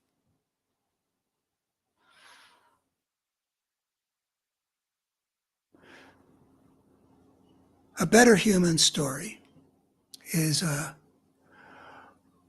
my way of trying to answer the question, why are things the way they are? I don't have a story about why things are as they are that makes any sense until life begins on this planet. Before then, from the Big Bang forward, I have no idea why things are the way they are. I'll just say that for nearly 40 years, I've been reading science news regularly, so I try to keep it informed of the incredible things that the scientists have been able to uncover, from all the way from the level of the subatomic level, all the way out to the cosmic level where they look back in space and time 13.8 billion years. 13.8. It's incredible. And it's so incredible. I sort of, I asked myself, well, why was there a Big Bang? What was, why did something emerge then rather than nothing? And why are things put together this way so that we discover these structures and these laws that seem to be descriptive of how things operate? Why is it this way and not, well, some other way? Beats me. Given the laws that seem to govern the cosmos that did come into existence, science tells us a great deal about the way things unfold. Science shows, for example, how star formation works and how heavier elements get made in the stars. But as for why the cosmos operates by the laws that it does, or even why this came into existence at all, I am completely clueless. But at a certain point in that story, once things that can replicate themselves start forming on this rocky planet, utilizing the organic molecules that apparently emerge by mechanical chance in the cosmos, even before the beginnings of life, there emerges a good answer to why things are the way they are. That self-replication being part of the essence of life, for entities to be able to get the versions of themselves out into the future, has clear and profound implications. What can self-replicate will gradually gain ground, will become part of what had originated as a lifeless planet. So there's a direction there. In terms of what can get itself into the future, will tend to become more of the future. The story becomes one of a game-changing process called biological evolution.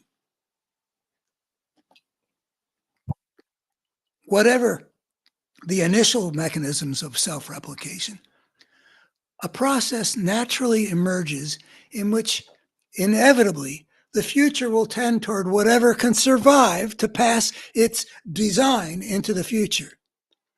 At some point, the complex genetic blueprints encoded in DNA became the means by which life perpetuated itself. I have a friend who's a MD, PhD, very involved in the evolutionary perspective from that point of view. And I've talked with him about, well, you wouldn't have things start replicating with DNA because it's too complex to get there in one step, right? And I think he agreed. So I said, and if that is right, then how does self-replication begin? And he sent me a link to something called the RNA world hypothesis. You can Google it if you want to look into it. Whatever the initial, such blueprints are not 100% fixed. Variations emerge, and different lines branch out and form a diversity of species. And then I have parenthetically just to indicate that I know that branching ain't the whole thing. DNA also, it turns out, can get transmitted from one branch to another. And there's some, this is a recentish thing about evolutionary theory, that not every species gets all of its DNA from its linear ancestors. These things sneak across, jump from one branch to another. That inevitable, not everything will survive to get their DNA into the future. And which organisms and species do survive will not be random. This is basic Darwinian, beautiful insight. The systems of life on Earth inevitably will be made up of those forms of life that have whatever it takes to get selected by the inevitable non-random survival of some variants and death of others.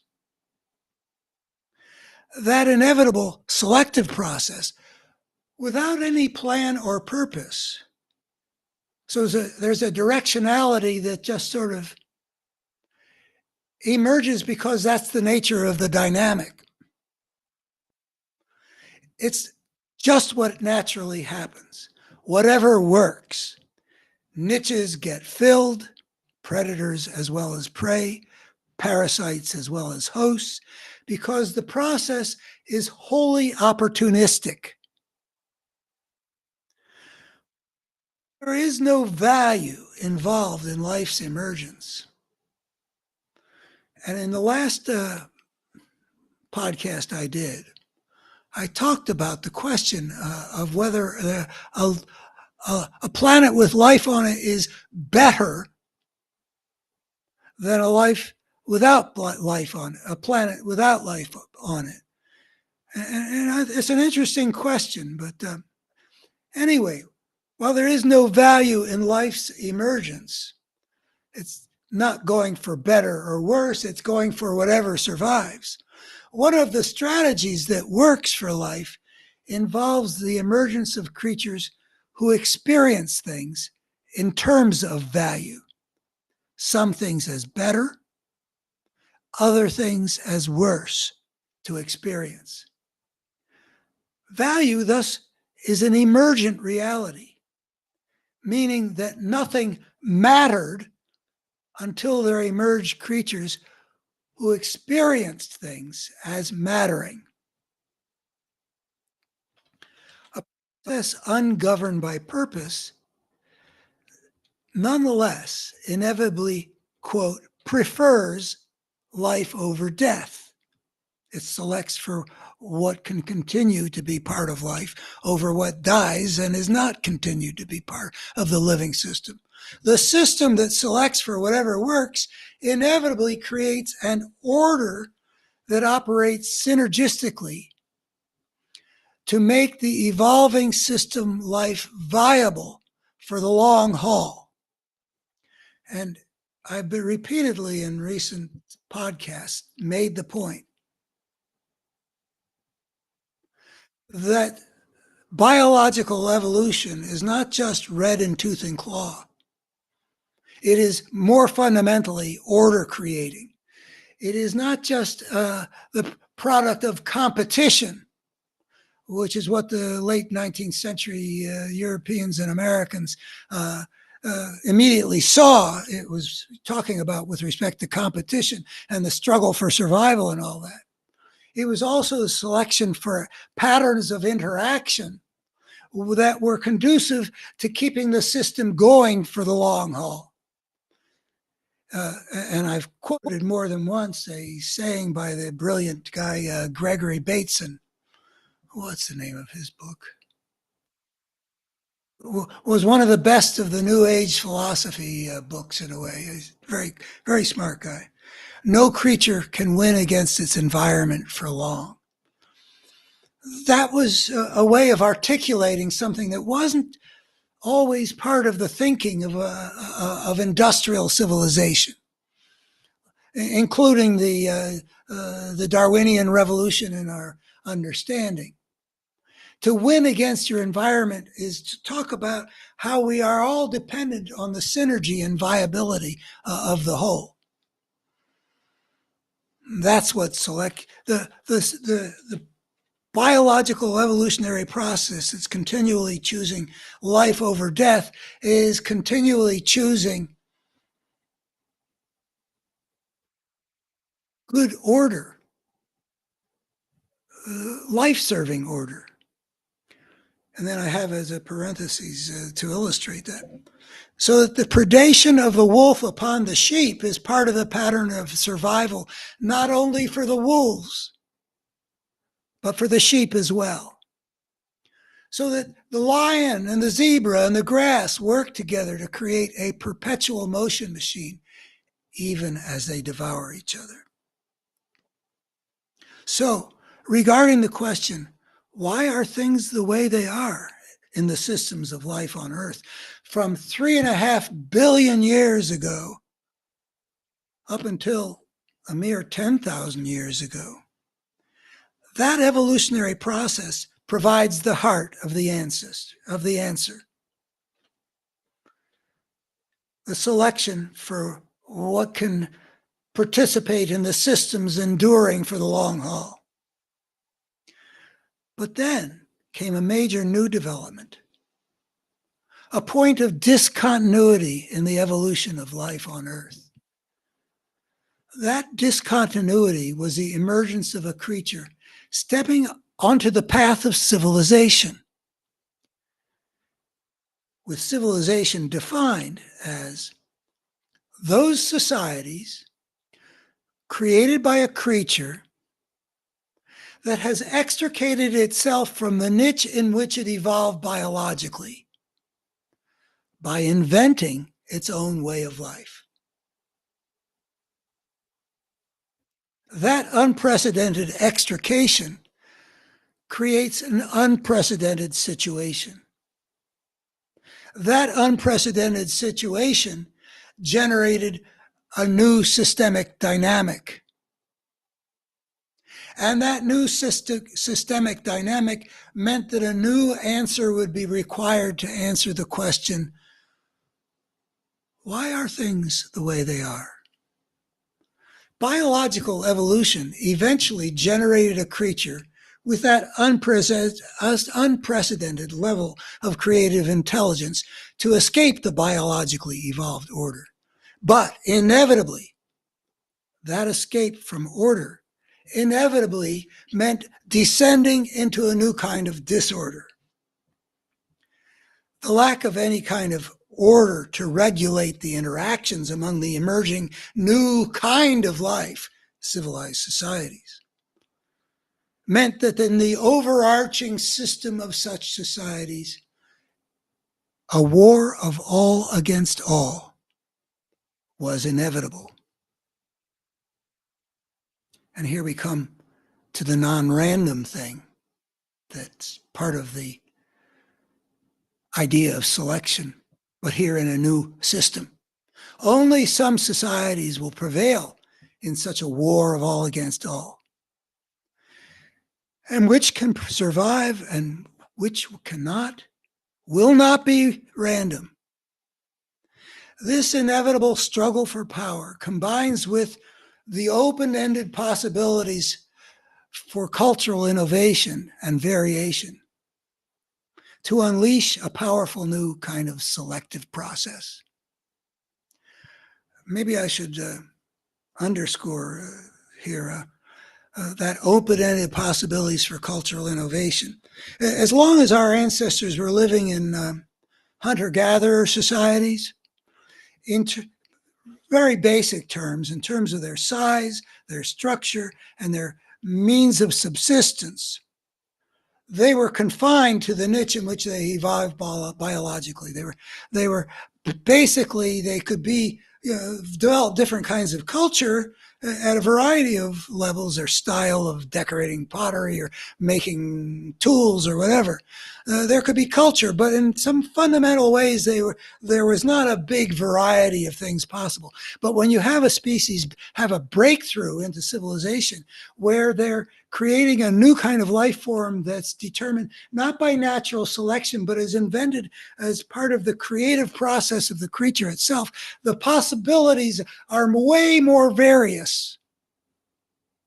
So it looks like, oh boy, we've just escaped from the bondage of the niche that we lived in biologically. We evolved in biologically, like every other creature is still in this niche in which they were selected to be the way they were, because that's what allowed them to pass their DNA along into the future in the world as it was. So of course, things continually change. You might get ice ages and stuff. It's not like evolution stops, but creatures are continually evolving to fit into the niche of the world the way it is, and to adapt when the world changes. But here, the possibilities are way more various.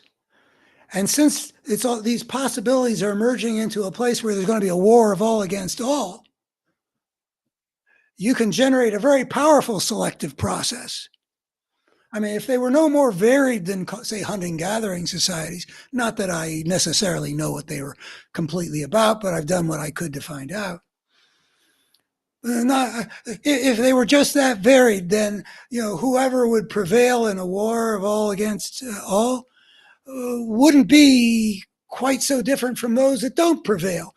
But when you got all that variety, you say let's see. New kind of disorder, lack of any order, war of all against all. Only some societies will prevail, and is combined the struggle for power with the great variety of cultural possibilities that will flower up in this new situation with the breakthrough. There will be a systemic dynamic that mandates that civilization will evolve in the direction of the ways of power. In the direction, in other words, of whatever enables a society to be a winner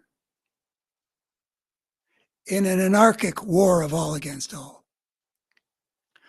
Civilization appears to be a breakthrough into the freedom for human societies to evolve in all kinds of directions. But the selection for the ways of power, growing out of that inevitable war of all against all, makes it inevitable that regardless of the nature of the creature, the inborn, biologically evolved nature of the creature that's made this breakthrough, the spirit of the warlord or gangster will get a disproportionate say in how that creature's world will develop. I was talking about the spirit of the gangster. And I conclude from this logic, which I invite you to follow on my betterhumanstory.org in a piece called The Ugliness We See in Human History and in the Human World of These Moments, is not human nature writ large.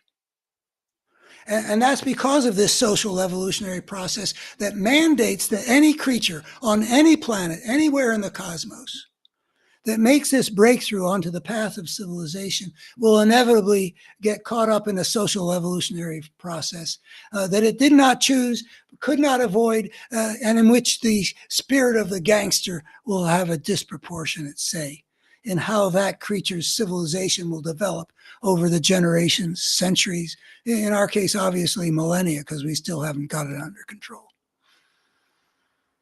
And here, this is about how when you get to this third stage, it's important to realize that why things are the way they are involves understanding the existence of a force of brokenness. So you get the cosmic process that just leaves me completely mind blown and completely puzzled as to why the universe is the way it is. And then the second stage of biological evolution, where for 3.5 billion years we got this process that generates the kind of system that we see that we call the biosphere. So let's go back to, let's say, 12,000 years ago or 50,000 years ago or whenever, and you say, let's look at the biosphere. Why are things the way they are? Biological evolution.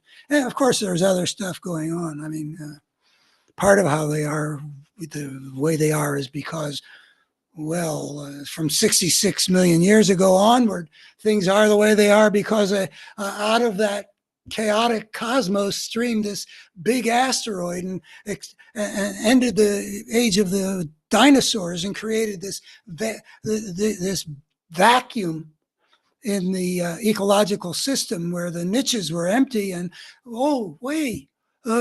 these mammals that were minor players in the dinosaur-dominated natural order get to fill the now empty niches. And for 66 billion years, you got a lot of things happening in mammalian evolution. And we kind of take over the planet, but not in such a way that we stop being part of a system that's shaped according to natural selection. But with civilization, because we extricated ourselves from the biological evolutionary order that created us, we create a new situation where we got two evolutionary processes going on. And out of those two, a new dynamic enters the world, a force of brokenness from the selection for power because it's disordered, in which the unprecedented disorder of anarchy creates the brokenness of chronic conflict, and some of the worst of the creature's potentialities being elevated to disproportionate influence, which connects with that question I talked about earlier in this podcast about why are two of the four most impactful people of this moment in history are human monsters, and three of them, those two plus one other, is my judgment as a semi-trained clinician, three of the four are sociopaths. A new force has entered the world. And some of the worst of the creature's potentialities are being elevated to disproportionate influence. And I want to confess that while the spirit of the gangster emerging out of the overarching system of civilized societies that are engaged in a war of all against all. So it's still possible for someone like Putin to invade a neighbor. Even while that's true, and that very easily, that is at the core of my theory of social evolution that I call the parable of the tribes, that won a prize, was published by the University of California Press, stuff like that, but has been ignored for reasons I don't understand. But even if that's the case, I still don't understand how within a democratic polity you could end up with some of the worst of the human creatures' potentialities being elevated to disproportionate influence, so that we have a human monster that may wield again the powers of the American presidency because enough of the American people chose to give him that power. My theory is not expanded to do justice to the question, why are things the way they are? But I've made I've made serious efforts in that direction. I think it's okay to give myself credit for that. One of the ways that I do that, I think psychologically is what I really fall down on. Even though it's supposed to be my original long suit, I just don't see how human consciousness can get to some of the places where I see that it has gotten to. But I did see people like Rush Limbaugh and Newt Gingrich and then Fox News and Karl Rove doing something which I sort of saw was having an impact on people. Now, in the 1990s, I had wonderful conversations with the portion of conservative America that I am ensconced in terms of where I live and where I was able to do talk radio on the most powerful AM station in Harrisonburg, Virginia, in the Shenandoah Valley of Virginia. I can see change, but I just don't get how it happened. I could see how the rationality and the orientation toward the good, the true, the beautiful, the values that that some beautiful people that I got to know on the radio lived by, Christian values, certain kind of good patriotic values, putting a premium on good character. I can see how that changed into its opposite. I mean, I can see that it did, just not how it did. Civilized human beings have thus been compelled to live in societies shaped by a selective process that isn't about meeting human needs. The anarchic order that encompasses human civilization, this is going back out to the big level where my theory works, I think, very well, mandates that the interactions of actors be consistent with the viability of the whole. The way things were between the wolves and the sheep.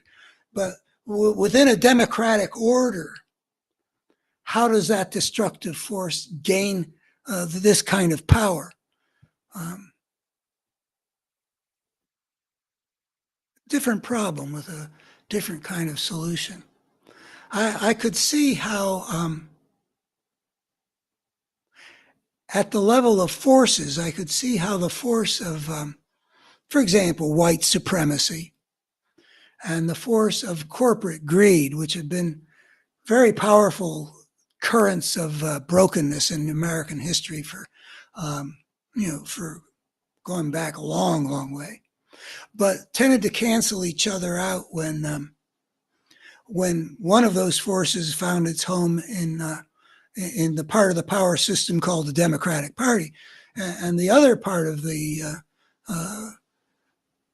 other major political force, the corporate greed force, had found its home in the Republican Party from the end of the Civil War or before, maybe onward.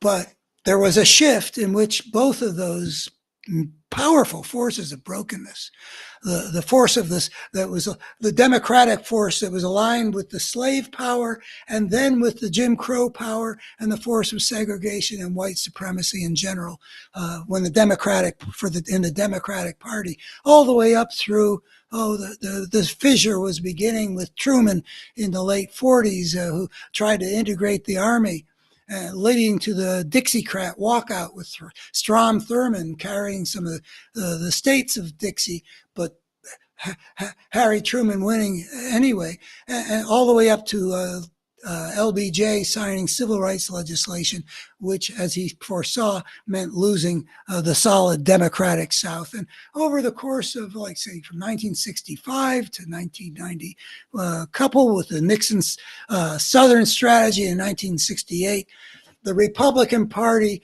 becomes the solid Republican, the home of the solid Republican South. So no longer canceling each other. The two become allies under the same political tent. And so the better part of the Republican Party and the better part of the Democratic Party were no longer in a position to cooperate to give us a pretty functional government, like Americans would have said. The history of American government, by the standards of civilized societies, has worked pretty well. Gradually, the one of the forces gets taken over by the force of brokenness, where an alliance has occurred between the force of white supremacy and the force of corporate greed. And of course, there are other forces that can, well, actually, those are the two main ones that I can see. But then again, to point to the psychological thing, that's enough to explain the nature of the force that took over the Republican Party from 1965, Nixon's Southern strategy, Reagan starting his campaign in Philadelphia, Mississippi, as a whistle, and all the way up to, well, it being the stronghold of Republican power. Not the only place, but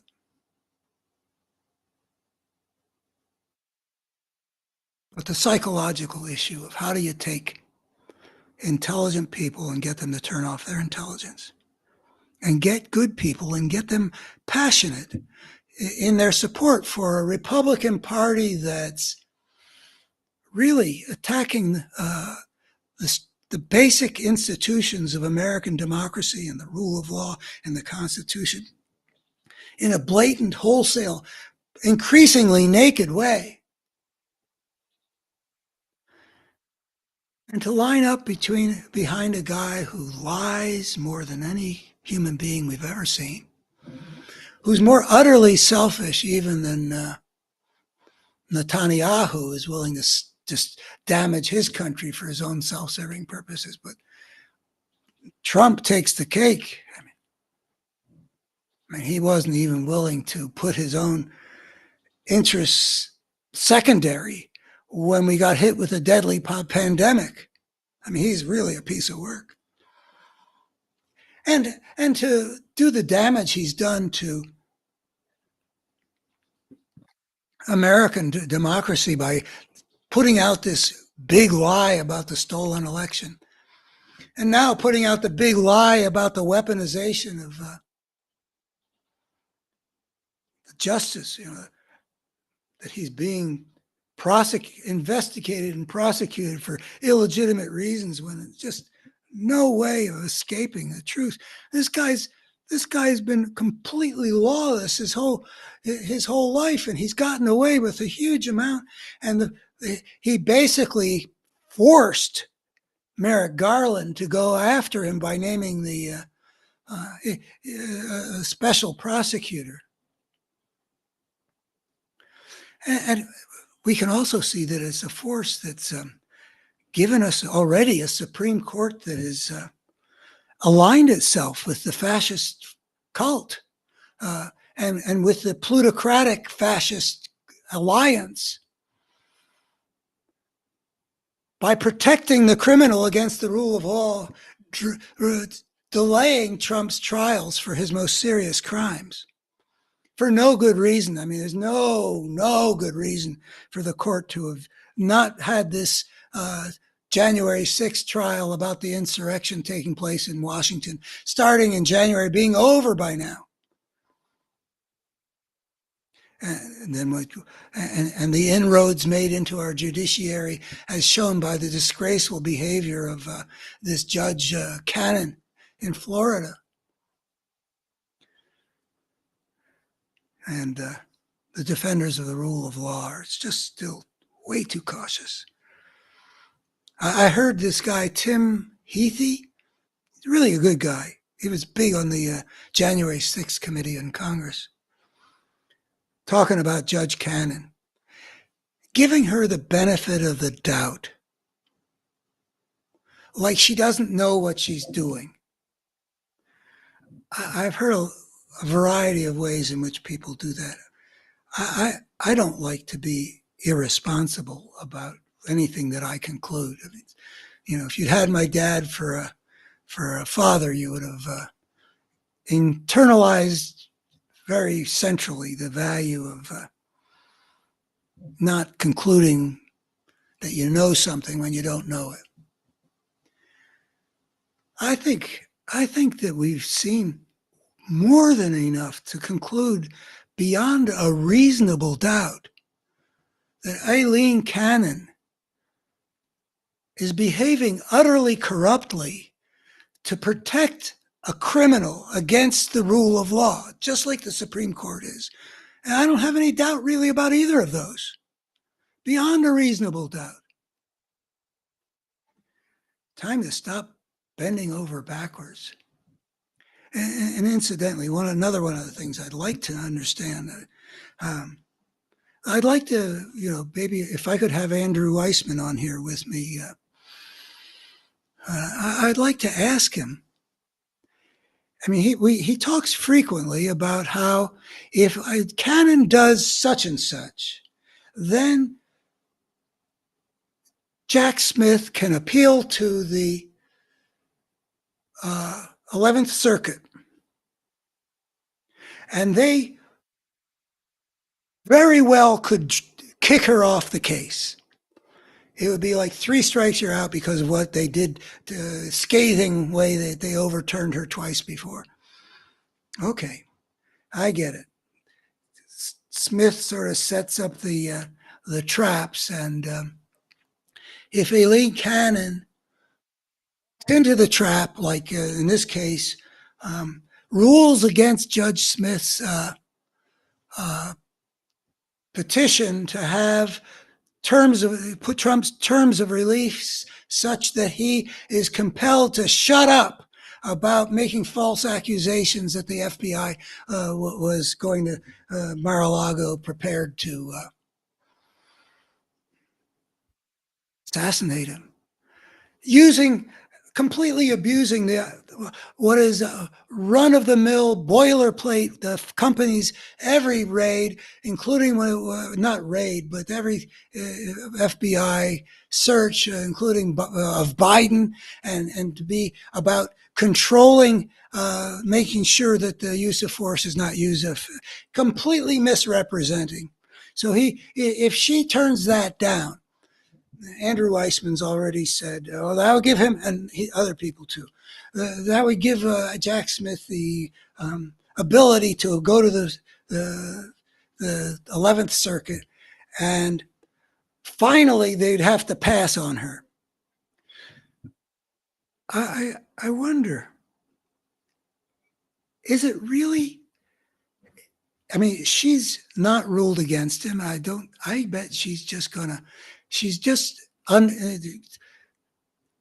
Weissman said yesterday it was completely bonkers the way she's delaying making a judgment on this because there's some urgency about protecting people in the FBI. And the way she's being so casual about it, in other words, some more delay. She gives Trump delay at every turn, which is Trump's whole game. I mean, if a trial takes place, his guilt's going to be established beyond a reasonable doubt. Well, what happened in Manhattan, there is no reason whatsoever to think that the juries will find any more for Trump than that one. And these other cases, which involve more serious crimes, certainly more easily understood crimes, the jury's going to be convinced. So his whole strategy is to prevent having an Eileen Cannon. Is there really no way of saying, let's look at all this evidence? Can you really not take a case this blatant? I respect that you have to have rules about when a judge can be kicked off a case. But it's not like we've ever seen a case like this. It's not like, well, if you kick her off, then you're going to have to entertain all kinds of other things. She's got a unique profile of repeatedly, again and again and again, saying things that are legally bizarre but helpful, always helpful to Donald Trump.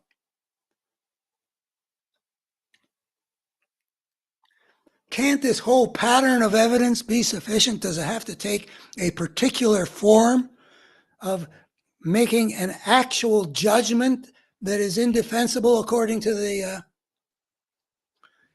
Yeah, it is. But I'm,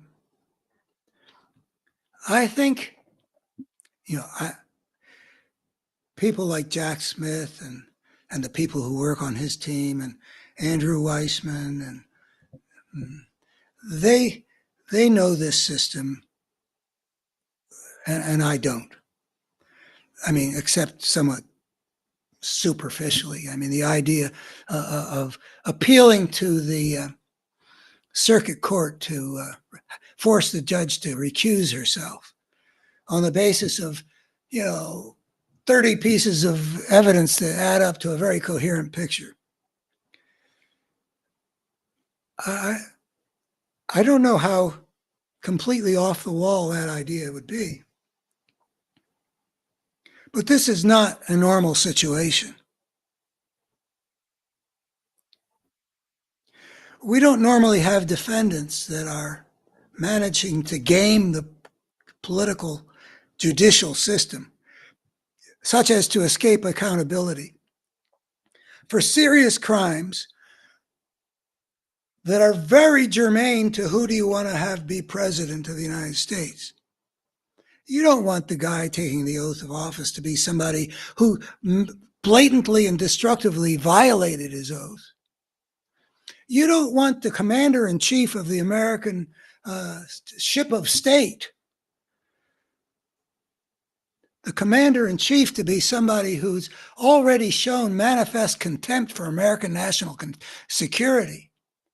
So the reasons why we want a trial now, so that the American people can see what this guy is and what he represents and what it would mean to give him the powers of the presidency.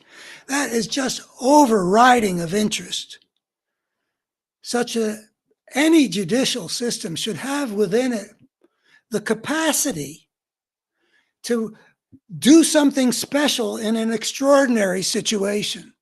We're not going to be in this situation ever again. What is the likelihood that we're going to have a fascist, a would-be fascist leader utilizing the judiciary to escape having his crimes exposed through a trial so the American people can see what he's done before they vote on whether or not to make him president? It's hard to imagine that could happen again in the next 240 years, you know? So, scary times to live. Today is D-Day plus 80. The guys that landed on the shores of Normandy. Let me get back to. I gotta get back to. Whoops. There we go. They were fighting fascism, and and D-Day was the quintessential pressing the battle. We're not going to leave Europe in your hands. The Battle of Britain in 1940 determined that the Nazis were not going to invade the UK across the channel. But it, excuse me, it had taken until June of 1944 that the United States and the UK, FDR and Churchill, were able to come up with an agreed upon plan to push the Nazi forces out of France and Belgium and Netherlands back into Germany. They had spent time pushing the Hitler's forces out of North Africa onto Sicily and up the boot of Italy with some difficulty. But France was still under Nazi occupation, or under the Vichy regime, however you want to put it. That was going all out with the most massive force ever ever arranged in the history of human warfare. I mean, you've probably all seen the movies. Thousands of ships, is it? Many tens of thousands of men. Maybe it was over 100,000. I don't remember. British and American and token forces from occupied countries like France.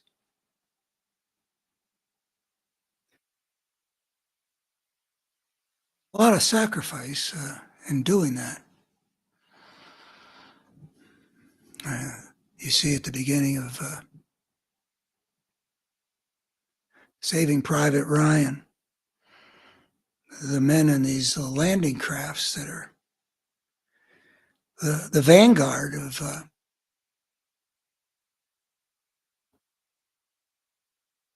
forces of the free world about to confront the forces of Nazi fascism, conquest, dug in on the shores of France. And you can see the terror in there, some people throwing up and after they land, you can see the nightmare that was. We don't have to do anything like that. This is a fearful time that we're in. I have some difficulty regularly with the discomfort of being as fearful about what might happen as I am. Also, the discomfort of finding so much ugliness embedded in our country. I mean, just to watch like Mike Johnson spew this bull, poison the country. This so-called Christian lying. I mean, I just don't believe he believes what he's saying. He's not stupid. He's just willing to sell his soul. There's another thing I don't understand. I don't think that his Christianity is entirely fake. But something weird goes on when a person's really willing to sell their soul and get up in front of the microphones and talk about this weaponization of American justice and this disgrace. And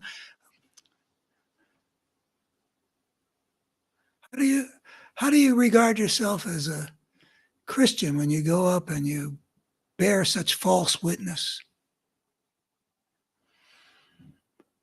And you stir up hatred and rage. They're trying to hold on to their base and as many other Americans as they can with a lie. And then, as I said, they add to it an expression of their intention to wreak vengeance. And even if you believe the lie, as I was saying before, that's not what a decent American political party would say. They'd say, we're going to reestablish the proper rule of law in America. Let us have our attorney general, and he won't do the terrible things that these democratic law enforcement people are doing.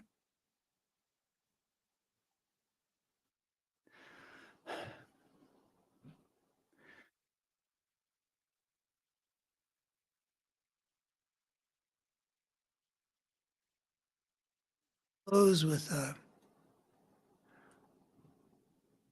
a piece about how the campaign should be run. And I'm, with that Saving Private Ryan stuff about the terror and the way these people got blown apart on the beaches, that we really do need to go all out to be willing to defeat fascism in our time, which is a lot more comfortable kind of a war at this point.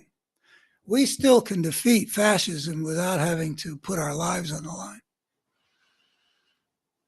I mean, the defeat of Donald Trump in 2024 might well lead to further political violence, but I think we can withstand that. I think whatever fights that need to continue to be fought when Trump and his followers refuse to accept the results of an election they lose. Yeah, maybe I'm wrong about that. I doubt it. I bet that it'll be a mess again if he gets defeated.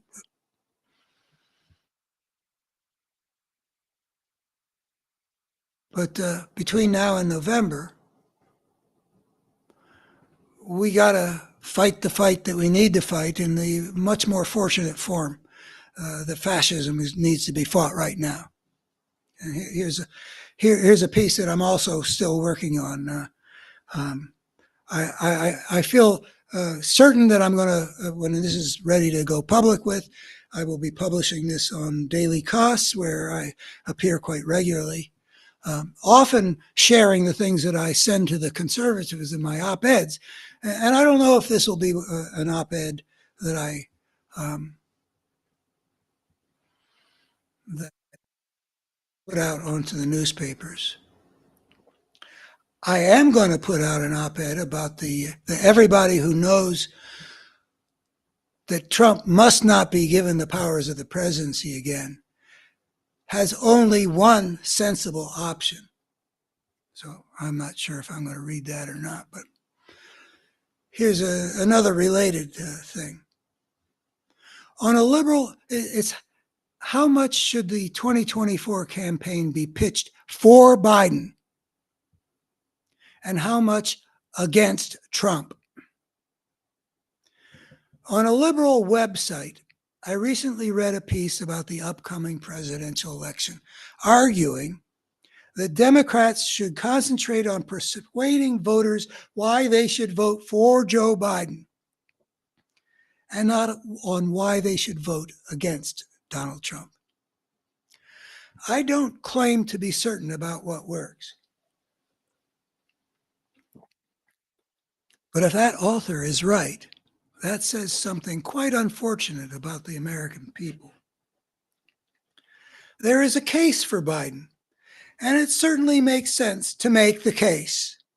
Objective observers declared that Biden had the best record of positive achievement in his first 2 years before the Republicans took control of the House of any president in decades. Part of the reason why people don't recognize that well enough is that it was sort of only toward the end of that first 2 years when the Democrats Pelosi still controlled the House. It was only toward the end of that they were able to build up that record from, not quite zero to, oh, wow, that's pretty impressive. But another thing about making the case for Biden, the performance of the American economy in recovering from the economic impact of the pandemic has been the best among all advanced economies, thanks in part to Biden. I mean, presidents don't always deserve the credit or the blame for the state of the economy, but I think you can make a strong case that Biden made some major political choices that help to account for why we are, as Paul Krugman put it, the American performance recently, the envy of the advanced democratic world. Additionally, the polls indicate that the public isn't giving Biden credit for the job he's done. So yeah, it makes sense to campaign to motivate voters to stay the course. Make people think that Biden's done a pretty good job. It's pretty safe to stay the course. He'll do okay by us, probably. But whether Biden's presidency is graded as good or fair or poor, it has performed like a normal American presidency. And after a second term, with Biden as president, the United States would still be the America that bestowed many blessings on generations of Americans. What makes this election abnormal?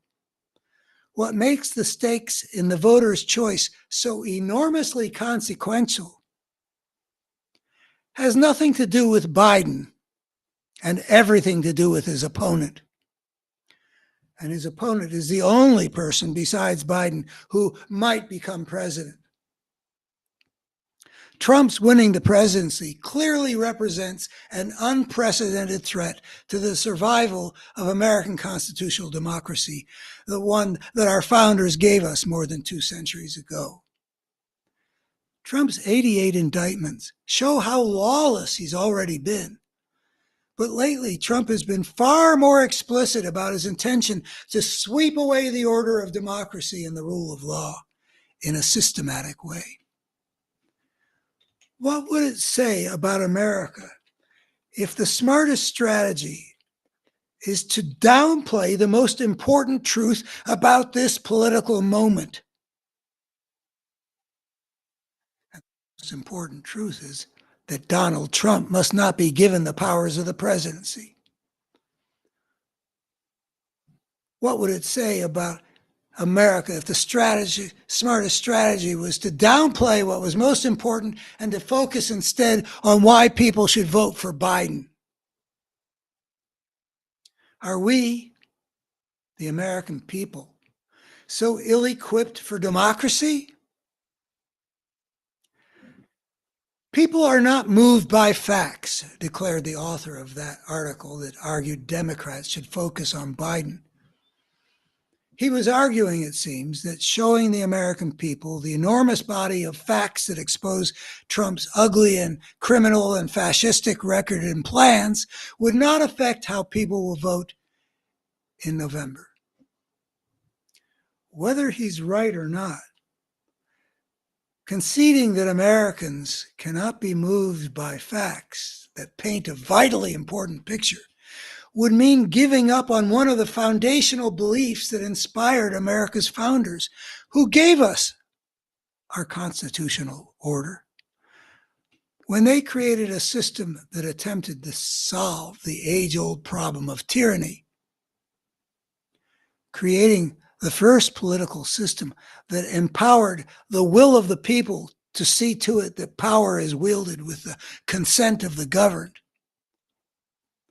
they were expressing the faith of what has been called the Age of Reason, or the era that was called the Enlightenment.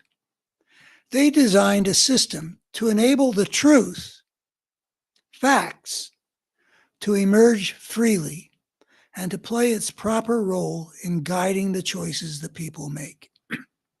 They gave Americans freedom of speech, freedom of the press, freedom of assembly, so that different versions of the truth could compete in the marketplace of ideas for the persuasion of the people. And even though our founders also knew that people could get swept up by passions,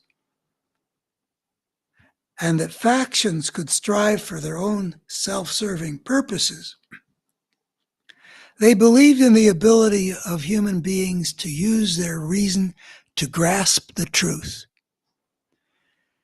and collectively to make the right choices. If this election is fundamentally a choice between democracy and fascism, and I believe most strongly that this is the most important way to understand it, then the faith of our founders would want the American people to understand that reality and choose accordingly. It is disturbingly true that the polls show that at this moment, enough Americans are indicating a readiness to vote for the leader of the fascist force, that this election may indeed mark the end of the land of the free as we have long known it. Does that mean that the American electorate might knowingly vote for a fascist regime to replace our long-standing democracy? One might throw up one's hands and concede that, since the evidence of what Trump is and what the Trump party has become so blatant and so mountainous. But I believe that at most 1/3 of Americans would want the kind of regime, authoritarian, dictatorial, fascist, whatever you want to call it, that Trump and the Trump party would bring. The evidence might be blatant. It's way more blatant than anything I could have imagined having any chance of being chosen by the American people. But other polls show that a shocking number of Americans pay shockingly little attention until the final couple of months of the campaign. In other words, I have read evidence that when people are saying, oh yeah, I might vote for Trump, and you look deep into it, there are a lot of people who don't know what I imagined you couldn't help but knowing about things that have happened, things that are true, the evidence, in other words. I kind of trust those polls that thus inform me, but I haven't read evidence of it in many places. So I'm not sure that today's polls really show you what the American electorate is going to say, which is why I'm really kind of optimistic. I mean, it's been talked about how a lot of those people they're people who haven't voted in the past. A disproportionate number of people who are never voters or something like that are vote for Trump. Among regular voters, Biden looks pretty strong. But even to have 40 couple, I mean, for him to be able to still command basically the great majority of conservative America pretty firmly, I don't know how much they know, but that's disturbing in itself. But I think that there's also evidence that people who don't know much of anything right now even don't know what I thought everybody must know in the last few months, like after Labor Day or the conventions, or maybe they pay attention in July to the conventions and they start thinking and they start giving serious thought to things that they really haven't spent but a few minutes a day knowing anything about what's in the world. And maybe they're starting to give saying, well, being a citizen involves having some responsibility by the time you go to vote. Maybe they become responsible citizens by then, and, I don't know. But when you look at the actual recent elections, rather than these long before voting polls, to indicate the real leanings of the American people when they take on the job of polling, again and again in special elections and referenda, voters have been repudiating the MAGA tendencies in those referenda and those special elections. And the Republican Party is just getting more and more thoroughly MAGA. And if Trump was too MAGA in 2020 and the Republicans had disappointing results because they were too MAGA in 2022, Trump is only getting more extreme in the directions voters have been rejecting. So maybe there's a chance to get all but that small 1/3 or less of people who really are ready to support knowingly fascism and authoritarianism, et cetera. So I think that maybe 2/3 of Americans still believe in our nation's basic values of liberty and democracy. All of which tells me that while it's valuable to get people to feel positively about a second Biden term, the more important work is to get as many Americans as possible to understand why this fascist leader and the fascist party that he dominates and directs must be rejected. Because that is the most important truth about this political moment. Yeah, I think Biden would be okay for a second term. But whatever you think of Biden, what's important to recognize about Biden, the central thing to realize about Biden, is that he is the only route to saving American democracy as the political contest has now shaped up. And we don't have to go against all these Republicans that have been sold a pretty demonized view of Biden. My my Republican friend, I don't think he could possibly be persuaded that, to give Biden a fair shake. I've seen him too often in comments on my pieces on the newspaper's online thing. Talk about Biden as if he really believes a lot of garbage he hears. I don't know how much attention he spends, but it's, the kind of thing that Fox News is known to put out about the Democrats and Joe Biden. I don't think it's necessary to show people that Joe Biden's really a good guy, which I think he is, that he's been doing good things, and there's nothing that he's done that's really beyond the pale of what all the decent democracies would say are steps in a reasonably good direction.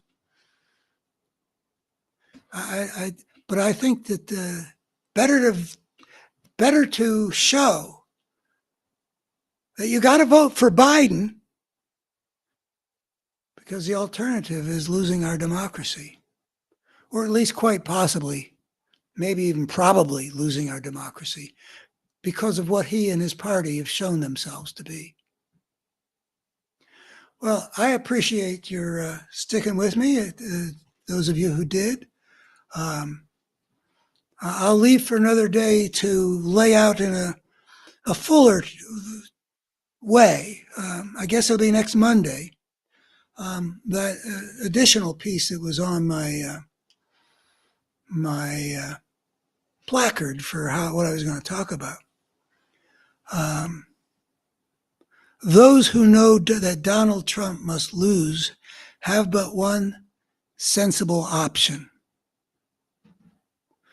And it's really demonstrably true. And it's an argument that I've made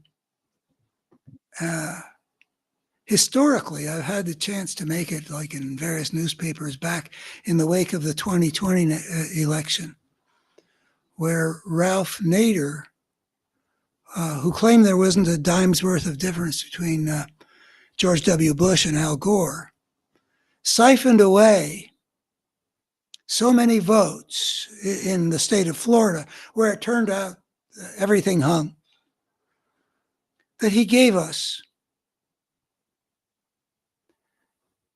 President George W. Bush, which means that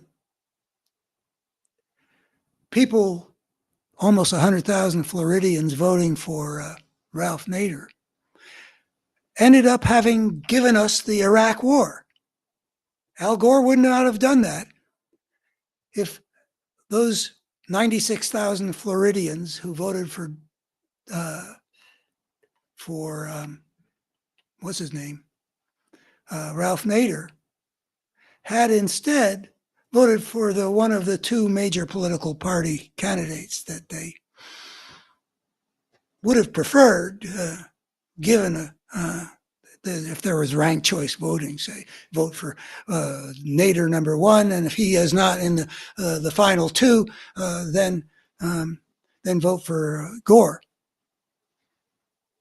They ended up giving us the Iraq War. This is how it works in America.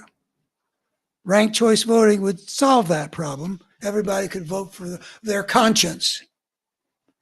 But it's really important, as far as I'm concerned, my concept of what a conscience should be telling you is how to behave in such a way that the human world will move in a better direction, not a worse one. And their voting their conscience led to the world moving in a worse one. And anybody who votes for West or RFK Jr. or anybody else, but one of the two people who might become president, are voting for their conscience in an unconscionable way. So I'll read that piece next week, unless something happens to change my mind. I appreciate your being with me. Thanks. I'll be back on Monday.